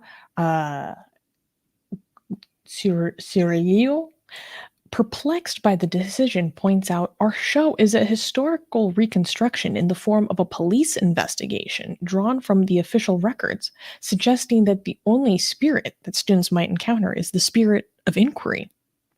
Meanwhile, the commission, unmoved by the production's secular serenade, has decided that school groups shall not pass through individual students has decided that school groups shall not pass through, though individual students are free to go to the play on their own time. Thus, in the land that champions égalité, fraternité, and above all laïcité, a musical about a saint is less Les Miserables and more Les Misunderstood. Okay, so let me break down what is happening here. So, since 2021, the French educational system has had a quote-unquote pass system that has two parts. And in this pass system, they basically give students a stipend of money that they can spend on books or music or streaming services and art, and they get to go make use of that. Another part of this pass, quote-unquote pass system, is that students are basically allowed through school trips to go see certain kinds of cultural performances and acts, so to speak. And there was this musical that is about Saint Bernadette, who was a 14-year-old French girl in the 1800s who had visions of the Virgin Mary and then later became a saint. And this musical was rejected from being part of this pass program because the French state has said that this musical is too religious and therefore it is not going to be part of the system where school groups will go to it. They're like, but students are given these passes and allowances. So basically, if they want to, they can go on their own time, but they are not allowed to use the pass system to go as school groups. And the people are basically asking, has French secularism gone too far? Because the directors of the play and the songwriters are like, this isn't even religious. Like, Mother Mary does not appear in this musical once. This is basically positioned and posed through the lens of a police investigation and drawn upon actual texts from that time. And also, they're like, this isn't religious. The director and the songwriters are like, we are atheists. Why are you making the decision that school groups can't see this? Because it's not supposed to. Wouldn't it be difficult? Wouldn't it be difficult to do anything historically relevant in France? Because, you know, the history of France was full of religion and the church and saints. And so, I mean, if you're like, oh my God, you said saints, so the kids can't go there, then that would mean like, okay, then all of France's history is now off limits, I guess, no? Wouldn't that be like too much of a, I don't know. I know. So this is the question, Armin. Has French secularism, has laïcité gone too far? I don't know. I mean, maybe here, I don't want to I don't want to say just because here it seems like it's gone too far, that is in general it has gone too far. I think that would be, a fallacy to do so. Mhm. I don't think that, I don't know how widespread. Finding one example, I don't think it would be fair for us to come up with the conclusion that like this is just widespread bad decisions in the educational system. Mhm. I just want to be fair. Yeah. Has it gone too far? Has it gone too far? Right. Yeah. I just thought Like this was kind of amusing. Yeah. No, but it is a People are- difficult question, especially considering France is struggling deeply with integration. You have to be able to talk about the Yeah, history of and- France, and the history of France is deeply religious. Yeah. I mean, can you What do you visit? think about this? Yeah, this Seems like a contradiction. Yeah, I think so. I think this is too far. I think what you want to avoid is religious teaching, religious brainwashing. Okay, but you cannot avoid religion altogether. There's like a religion everywhere, and people need to be aware of religion. You can't be like, oh, you just said something. I mean, wait, can kids in France not like visit the Notre Dame church as like as part of like the school? Can they not go and visit historical sites, for example, that are churches? Like on a field Are trip? they allowed to? I don't know. Like, yeah, I mean, this level of sensitivity kind of suggests like you can't go and visit historical sites that are churches if they want to be consistent with this level of sensitivity. I mean, that seems like overly sensitive. I think so. Here, at least. Yeah. Maybe I'm wrong. Dee's saying it's a musical. I don't think that is a school requirement. I mean, I agree. I mean, I hate musicals, so let's be clear. And I hate Les Miserables. I hate Les Miserables so much. God, I hate that musical. So, I mean, yes, someone else was... You're just heartless person. Hammers is saying, think of the children. I want to save these children from the musicals. Yeah. Save Not the religion. children. Just musical not from the as French a whole. history, but musical as no one deserves have that inflicted on them as a child. Okay. How many musical productions was I brought to as a child against my will?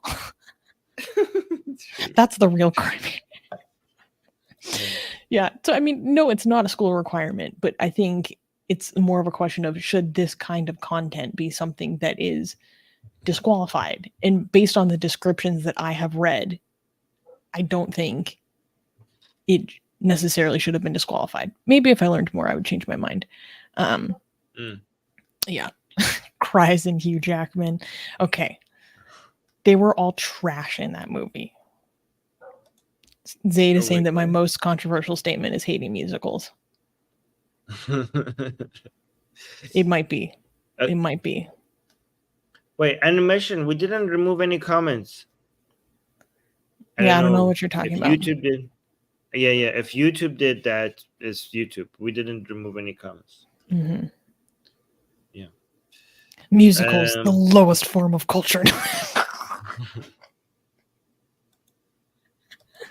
You know what I think it is? I think it's because in middle school, I was a theater kid and I participated in a lot of musicals that were trash. I think this is my own. You know what, Armin? I think I'm the problem. Yes. I think I'm the problem. Okay, you know what, guys? Right. I'm gonna go interrogate that within myself. I'm gonna go have a call out with myself. We got a super chat. Let's do that. The super chats, and I'm good. Yeah. GJ, thank you for the big super chat saying, but elsewhere, life goes on. Max Verstappen is on the way to break Formula One record held by Alberto Ascari since 1952. So unbroken for 71 years with only 10 laps to go. Exciting. Well, congratulations to your fellow countryman, Max Verstappen. Thank you for the super chat. All right, can we clap for the next news? Yes. Next news. Okay, guys, this is exciting. Today, in only a few hours, there will be an episode of the Atheist Experience like there is every Sunday.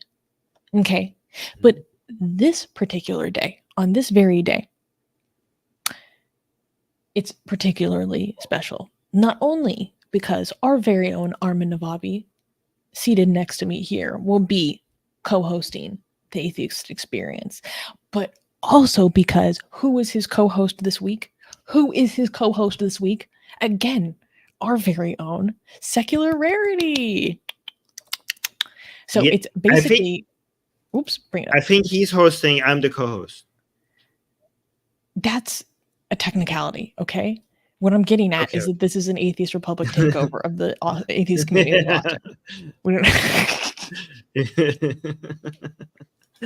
What I'm getting at is that we are colonizing other atheist communities.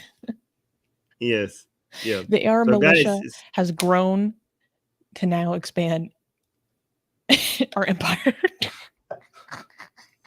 Wait, when is the show? How many more hours it's going to be? I think. Yeah, like 3 hours. Yeah, 3 hours from now. So, yes. Guys, 3 hours from now, me and Elliot, our Secular Rarity, are going to be on the Atheist Experience show. So, yeah. Yes. This is going to be very fun.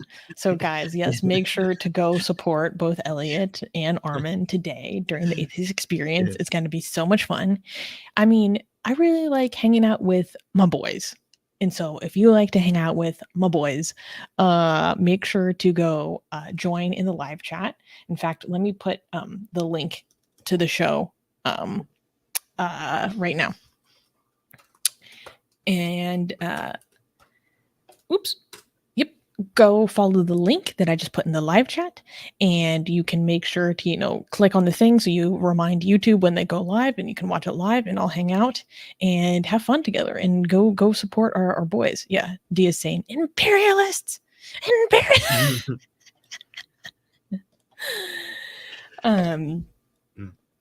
Yes, and if you can't make it live, make sure to watch it afterwards. Give a shout out. Make sure to comment that you enjoy them, that you support them, that you want to see them back again, because this is double trouble. Okay, baby. Yes, double trouble. Partners in crime.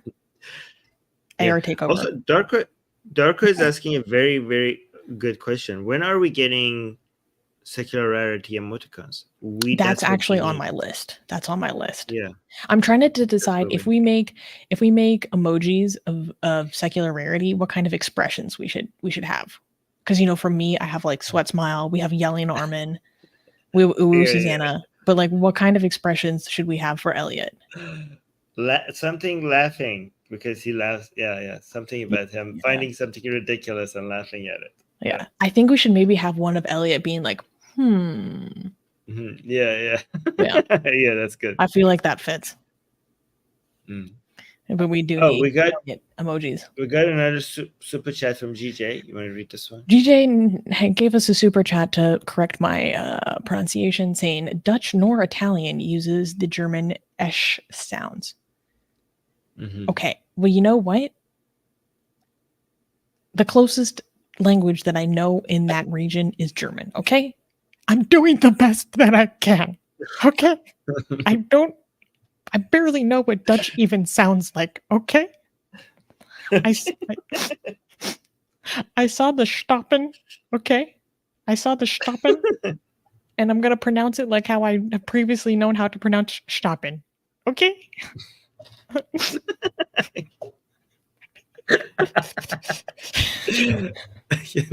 That's funny. All right, so before we read the next super chat by GJ, let's do the last news, and then we will read the super chat. Okay. All right. So this is very quick.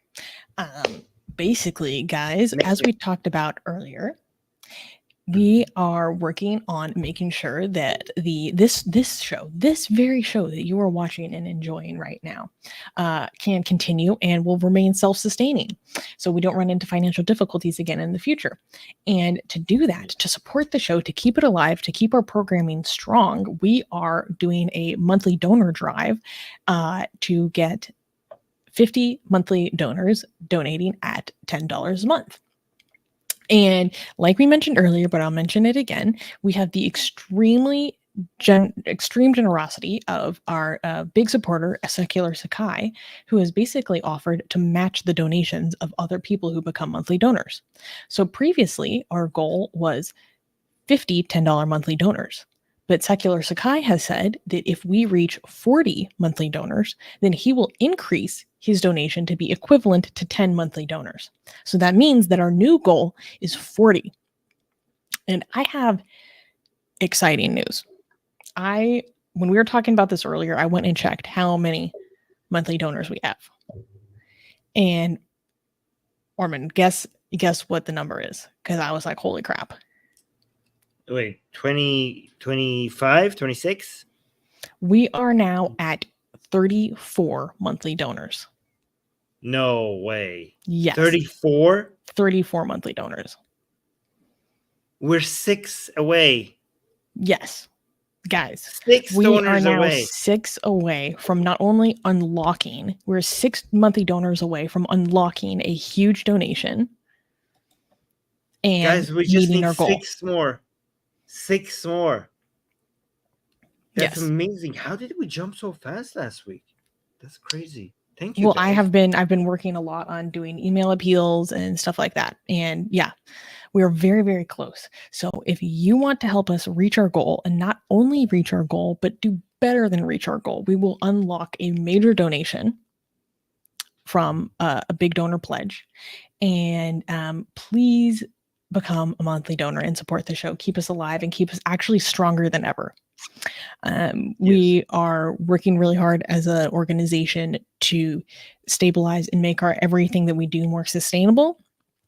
So we are, I'm doing a lot of work on our structure and in different things, and this is a major part of that. So if you are excited, as we are, by this number of 34 out of 40 monthly donors, we're so close to meeting our goal. And you can help push us over. So wait, two points. First of all, Unicorn is saying, I will look into my finances and see if I can pull it off. Okay, please do not support us if it's at a struggle. Okay, please do not do that. Okay, we only need support from people who it's easy for them to support us like that. Okay, so thank you for considering that. But it's also very important. We don't help yourself, okay, first, but only for people who can afford it to support us $10 a month. We're only asking those people. But thank you, Unicorn, for considering it. But when you check your finances, please be very honest with yourself on whether you could support us or not. And if you can't support us financially, just liking and commenting and sharing our YouTube video, that will help a lot as well. So just do that. Yeah. But thank you for considering. And also, if $10 is not doable for you, but you think something else more modest is more doable for you, that's totally fine. Because we also, as Armin, as you can show right here, we have the other button. If you follow this link and donate, then you can enter an amount that is completely more affordable and responsible for yourself and donate that on a monthly basis. Because even if it is smaller, every single bit helps our community and keep our work going. And really, you're giving back to the people who come to our community to find a place where they belong. I think that's who really benefits the most. So Unicorn is saying, I think I can probably do the not the $10 one, but the 666 one. Yeah. Hail Satan. Hell yeah, Unicorn. Hail yourself. And thank you so much to everyone who has already become a monthly donor. The fact that we have already gotten this far so quickly has been absolutely insane and completely blown away me and Armin and everyone else who works on the team. So it's really, really, really appreciated. And to close, we got a few more super chats. Well, I will start with this one because GJ is saying, I know you're trying your hardest, Susanna. Both Dutch and Italian simply use the American S sound. Okay, so with that in mind, I will try to correctly pronounce this. GJ is saying, Verstappen. If I want to say it like a real American, I would say Verstappen. Verstappen did. He breaks Ascari's 71-year record of winning over 75% of all races of an entire season. Well, congratulations to Verstappen. Yeah. Okay. Oh, I want to mention something, guys. The reason why we are able to function is Susanna. Okay. The reason why we were going bankrupt a couple of times, and Susanna came and saved us, and she's doing a lot of, and she's not getting paid for any of this, and she's doing a lot of work behind the scene. The reason why we even have an Atheist Republic is because of all the work Susanna does. A lot of the work I do, people see, because my job is to go live and discuss things, right? So people see that. But most of the work that Susanna doesn't get seen, and she doesn't get enough appreciation for the work that she does. So one way you could support us, if you can't afford to support us financially, given how underappreciated Susanna is and how much work she does, one thing you could do is just leave a message, leave a comment under the video letting know Susanna that her work is appreciated, because she puts hours and hours and hours into keeping Atheist Republic alive. And sometimes it just seems like a very thankless job. And it's important for Susanna to know her work is important and it's doing something. If her work is affecting you in any way, just make sure you let her know that, because it does have a major impact on Susanna. Because, for me, it's easy to get appreciation because I go live on the Persian show and here, and people constantly see and what I'm doing. But Susanna, people don't see the work she's doing. So I'm telling you that she's putting a lot of hours. So just know that the reason why we even have an Atheist Republic is because of Susanna. So let her know that her work is appreciated. Oh yeah, people are doing that already. Oh, thank you. Yeah. Thank you, guys. And All make right, sure you like guys. the stream, because we were spicy today. Yeah, we were very spicy today. It's not our fault. We can't help it. All right, You're guys. the one Thank you, that's everybody. meatball. I'll see you guys on the Atheist Experience show if you guys are coming within 3 hours or so. So please make sure if you do come to the Atheist Experience show, mention in the live chat that you come here from Atheist Republic, so that the people there see that you came from here to there. So that way, it's good. It's good. I'll notice when people from Atheist Republic on their live chat, I notice it. So I'm gonna have my phone checking people in the live chat and maybe messaging them if I have a chance. The ARR right, guys. needs to show up and show that we are expanding our empire. Oh, look, a lot of people are sending you messages of support in the live chat. Look at that. Oh, thank you, guys. Yeah. And also Erikin is saying all Arminists and Susanists unite. Yeah, we were trying to start a war, but now we're uniting. Yes. Oh, and Armin too. Thank you. All right, guys. Till next show. See you then. I mean, till 3 hours from now. For now. Bye.